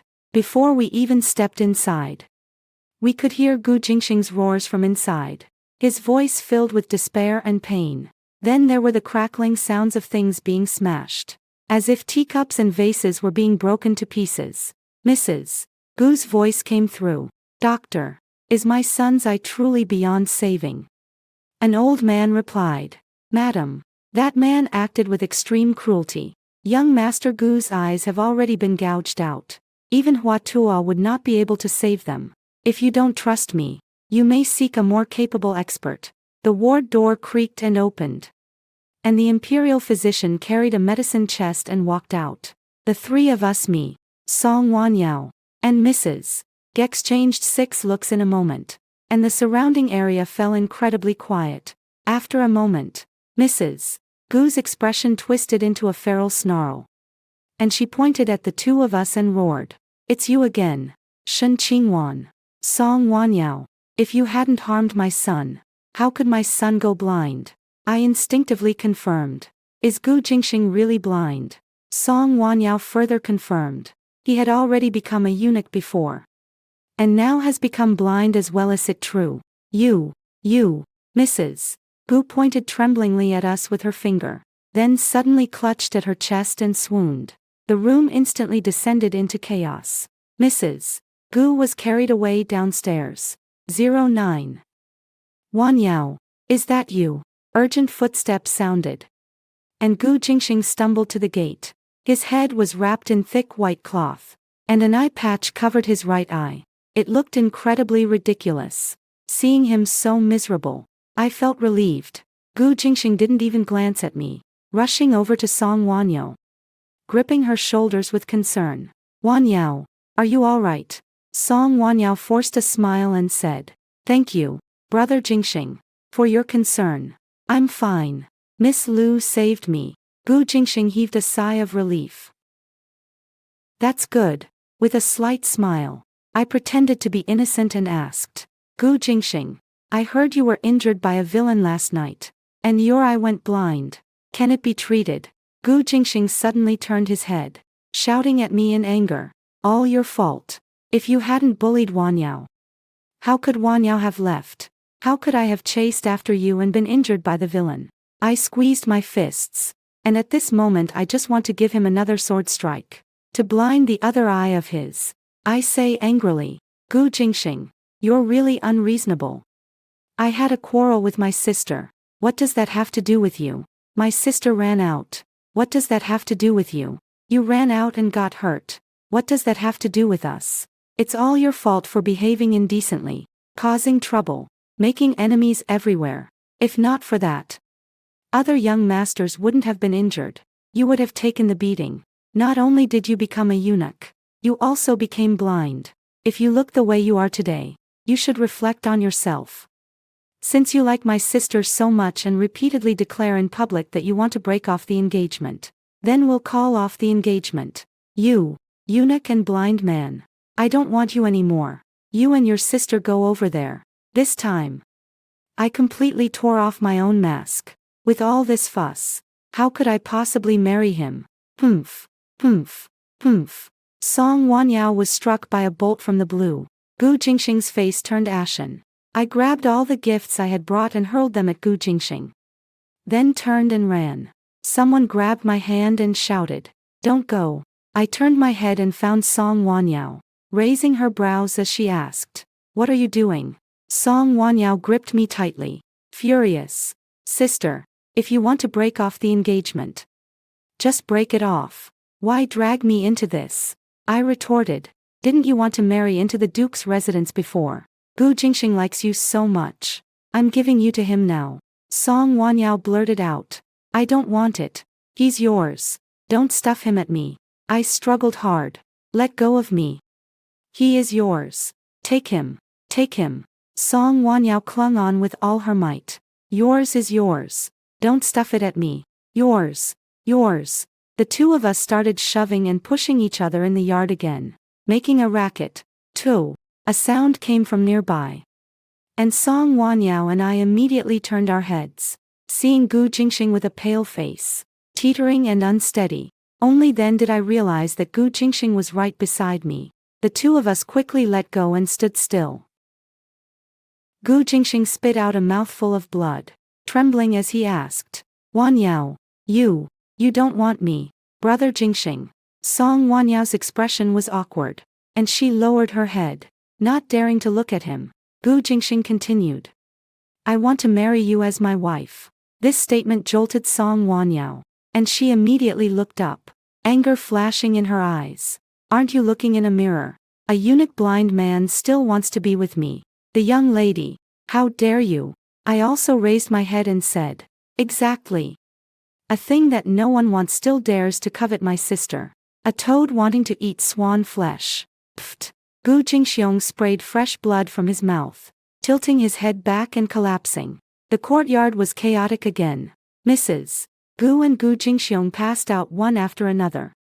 Song Wanyao and I realized we had caused a great disaster and hurriedly slipped away. Panicking, Mrs. Gu woke up and immediately mobilized a crowd to come to the Marquis mansion to settle scores with us. My mother, upon hearing that she had come knocking, quickly adorned her head with shining gold jewelry, wearing more than 10 jin of ornaments, and walked out with her head held high. Lady, I was just about to come to your door to argue with you, and you've delivered yourself here. My daughter is betrothed to your son, so you should send any good things to the Marquis mansion. Yet your son is flirty and promiscuous, hurting my daughter's heart again and again. And you publicly declare again and again that you will cancel the engagement. My Qing Wan is a virtuous lady, unable to endure your insults like this. Today I'll put it bluntly here.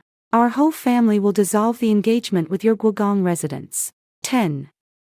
Miss Gu hadn't spoken yet when she heard her mother scolding loudly, clenching her chest in anger.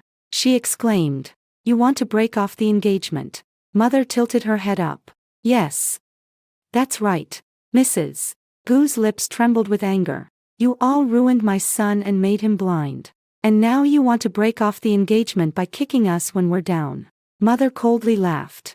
Ha, madam, that's funny. Your son clearly went after Song Wanyao, and was beaten into blindness.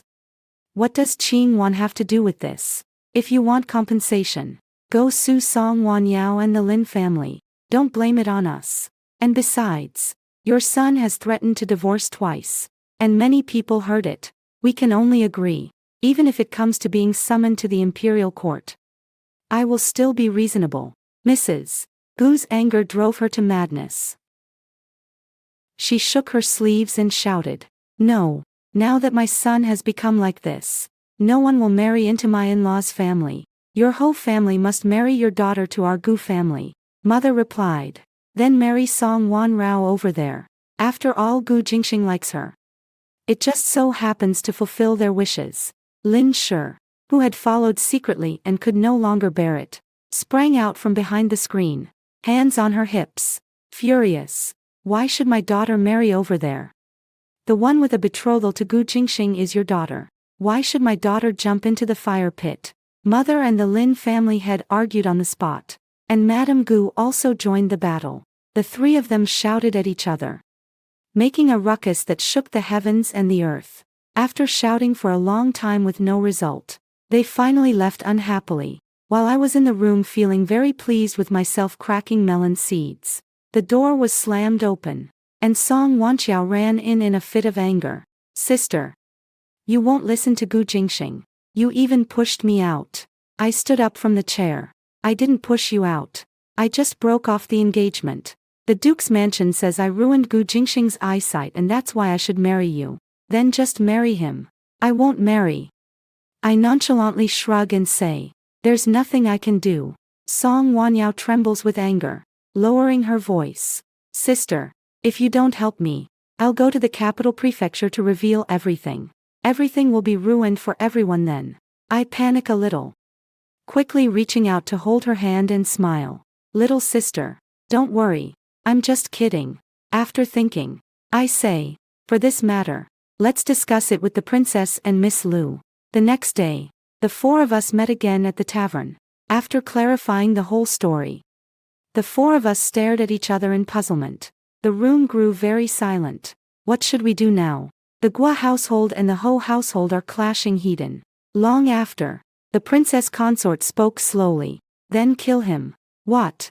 Everyone was stunned. The princess consort said, the matter is simple. The Marquis residence and the Duke's residence have a marriage alliance. If the Duke's residence insists on not breaking off the marriage, you can only send a daughter over. Since none of you are willing to marry there, then let Gu Jingxing die. As long as he dies, none of you will need to marry. And I exchanged a glance, and we both saw surprise and determination in each other's eyes. Then kill him. We spoke in unison. Anyway, we had already beaten Gu Jingxing twice, cut off his lifeline, blinded him, and now killing him seemed to be of no consequence. 11. Back at the Ho residence, I waited quietly for the right moment with Song Wanyao. Ever since Mrs. Gu barged in and tore things apart, the Dukes and the Marquis households have been at each other's throats. In the back courtyard, my mother and Lin Shi have also been at odds with each other. My father was frantic, repeatedly impeached by people from the Duke's mansion in the court, and caught making mistakes. He was suspended from his duties. After Song Wanyao and I learned of it, we both cursed that he deserved it. Under the bright moon and sparse stars, the two of us sat on a stone bench in the garden, chatting while gazing at the star-filled sky. We could hear the chirping of insects all around, and it was unexpectedly tranquil and peaceful. Song Wanyao cupped her face and suddenly sighed. I never thought there would be a day when we could coexist so peacefully. I gaze at the curved cold moon and sigh. Indeed, I never thought I would be with you like this. Song Wanyao, I've thought a lot lately. Actually, our feud is unnecessary. If my father hadn't lied to my mother and driven her to elope, she would have long married into a noble family, become the primary wife, and I wouldn't have become a concubine or a bastard daughter. My mother's family is not like yours. My maternal grandfather was a fifth-rank official. I rolled my eyes. Officials are impressive. Although my grandfather was a merchant, he was wealthier than many nations. There's plenty of money to spend, and the whole family's expenses are all supported by my mother's dowry, including you and your daughter. What you eat and drink also comes from my mother's dowry. Song Wanyuo bit her lip. That's because my mother became a concubine, and my maternal grandfather wouldn't give her any dowry. I sighed. If my father hadn't earnestly wished to marry, how could my mother have entered the Marquis household and endured days like this? If she had married into another wealthy family and become the head madam, how wonderful that would be. Song Wanyao grabbed the nearby blades of grass and threw them away, angrily and righteously. Yeah.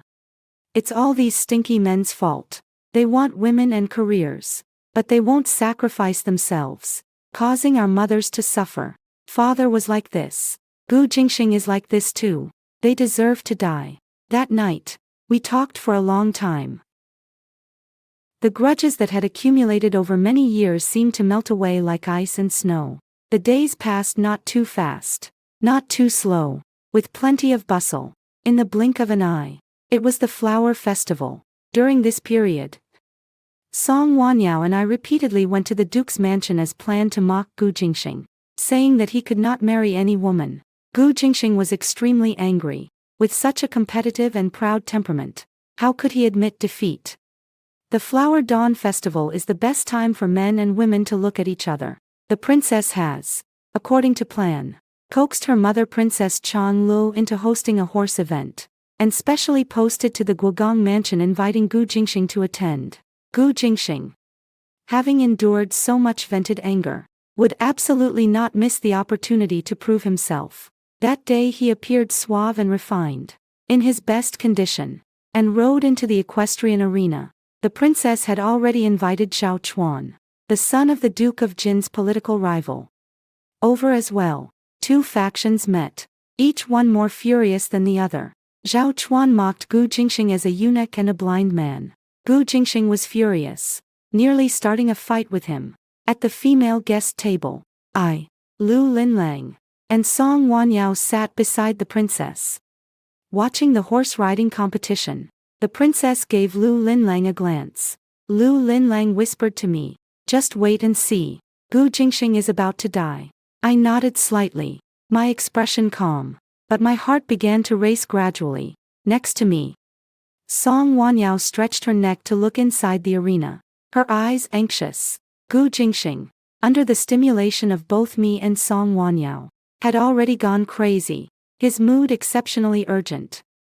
Crashing through the horse field, the son of the Jin Marquis's political enemy would not yield. Both sides fought to the death. Suddenly, Zhao Chuan's horse bumped into Gu Jingxing's horse. Gu Jingxing's horse went berserk, rearing up and flinging Gu Jingxing off its back, then trampling him. Everyone was stunned. The people in the stands suddenly stood up and looked toward the polo field. Lu Linlang whispered to me, "That horse I found from the western regions is incredibly wild. Once it's provoked, it goes berserk and has trampled people to death. That Zhao Chuan isn't a good person either. He bullies men and women at will, has a narrow mind. Today when he steps onto the field, he will surely deal with Gu Jingxing and will be a scapegoat." When everyone went up to control the horse and rescue Gu Jingxing, he had already had his ribs broken from being trampled and was lifeless. 12. The princess and Lu Linlang's methods were very clever. No one would suspect them. After all, Gu Jingxing had no feud with them. Why would they harm him? Everyone saw that Gu Jingxing insisted on proving himself, insisting on choosing that Shiyuan Hanqi Ma West region's Arabian blood mare, insisting on clashing with Zhao Chuan, and in the end dying tragically on the spot. The Duke of Jin and his political rivals never ceased their deadly feud, and now it has only worsened.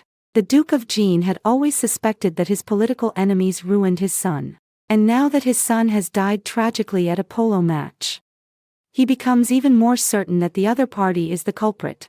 The two sides fought fiercely. As a result, no one would doubt me, Song Wanyao, Lu Linlang, or the Marquis's daughter anymore. Even more miraculous was that the thug imprisoned in the cell suddenly identified his political enemies as the ones who had him beat Gu Jingxing. After finishing the sentence, he dashed his head against the wall and died. I guess Duke Jin used some means to let him smear the political enemies. Upon learning of this, Song Wanyao, Lu Linlang, and the princess consort met again at the old spot, all feeling heavy. Lu Linlang said, "We can't blame ourselves entirely. If that ruffian minded the money was too little, he could have refused the job.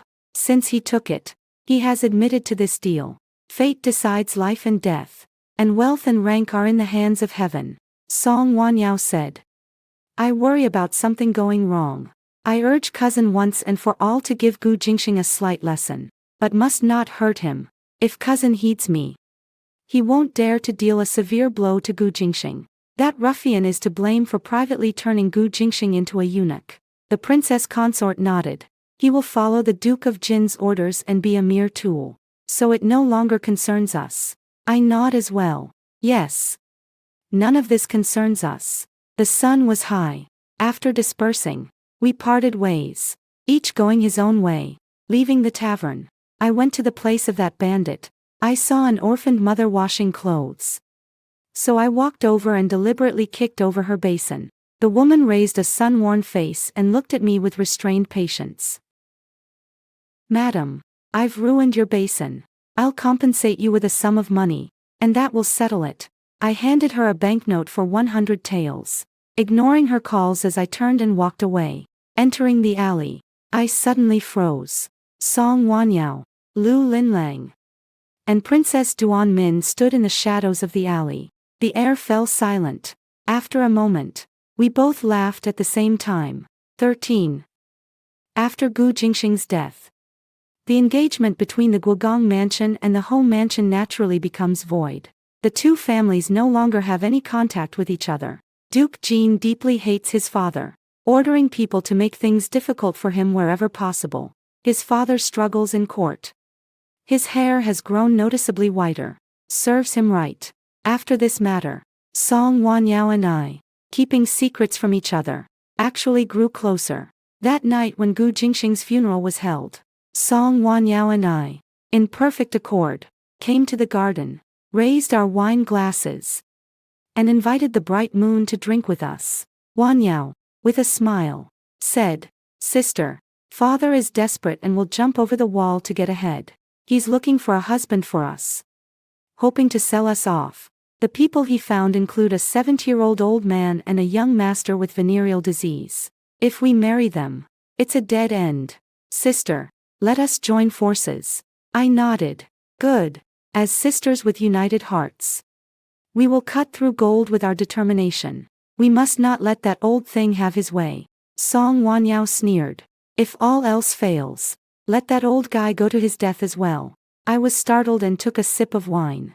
In these years, he treated me and my mother terribly, yet favored you two, mother and daughter. If it really comes to that step, can you bring yourself to do it? Haha. Be good to us, mother and daughter. He knows that he relies on his legitimate wife's dowry to prop up the family, and he suppresses his temper when he stands in front of us. In front of us, he is heaven, not allowing any resistance. He's good to me only because he wants to use me as a tool for a marriage alliance, and to exhaust you and the legitimate mother through me and my mother. He truly deserves to die. Then go die. We exchanged a glance, smiled, clinked glasses under the moon, and drank it all in one gulp.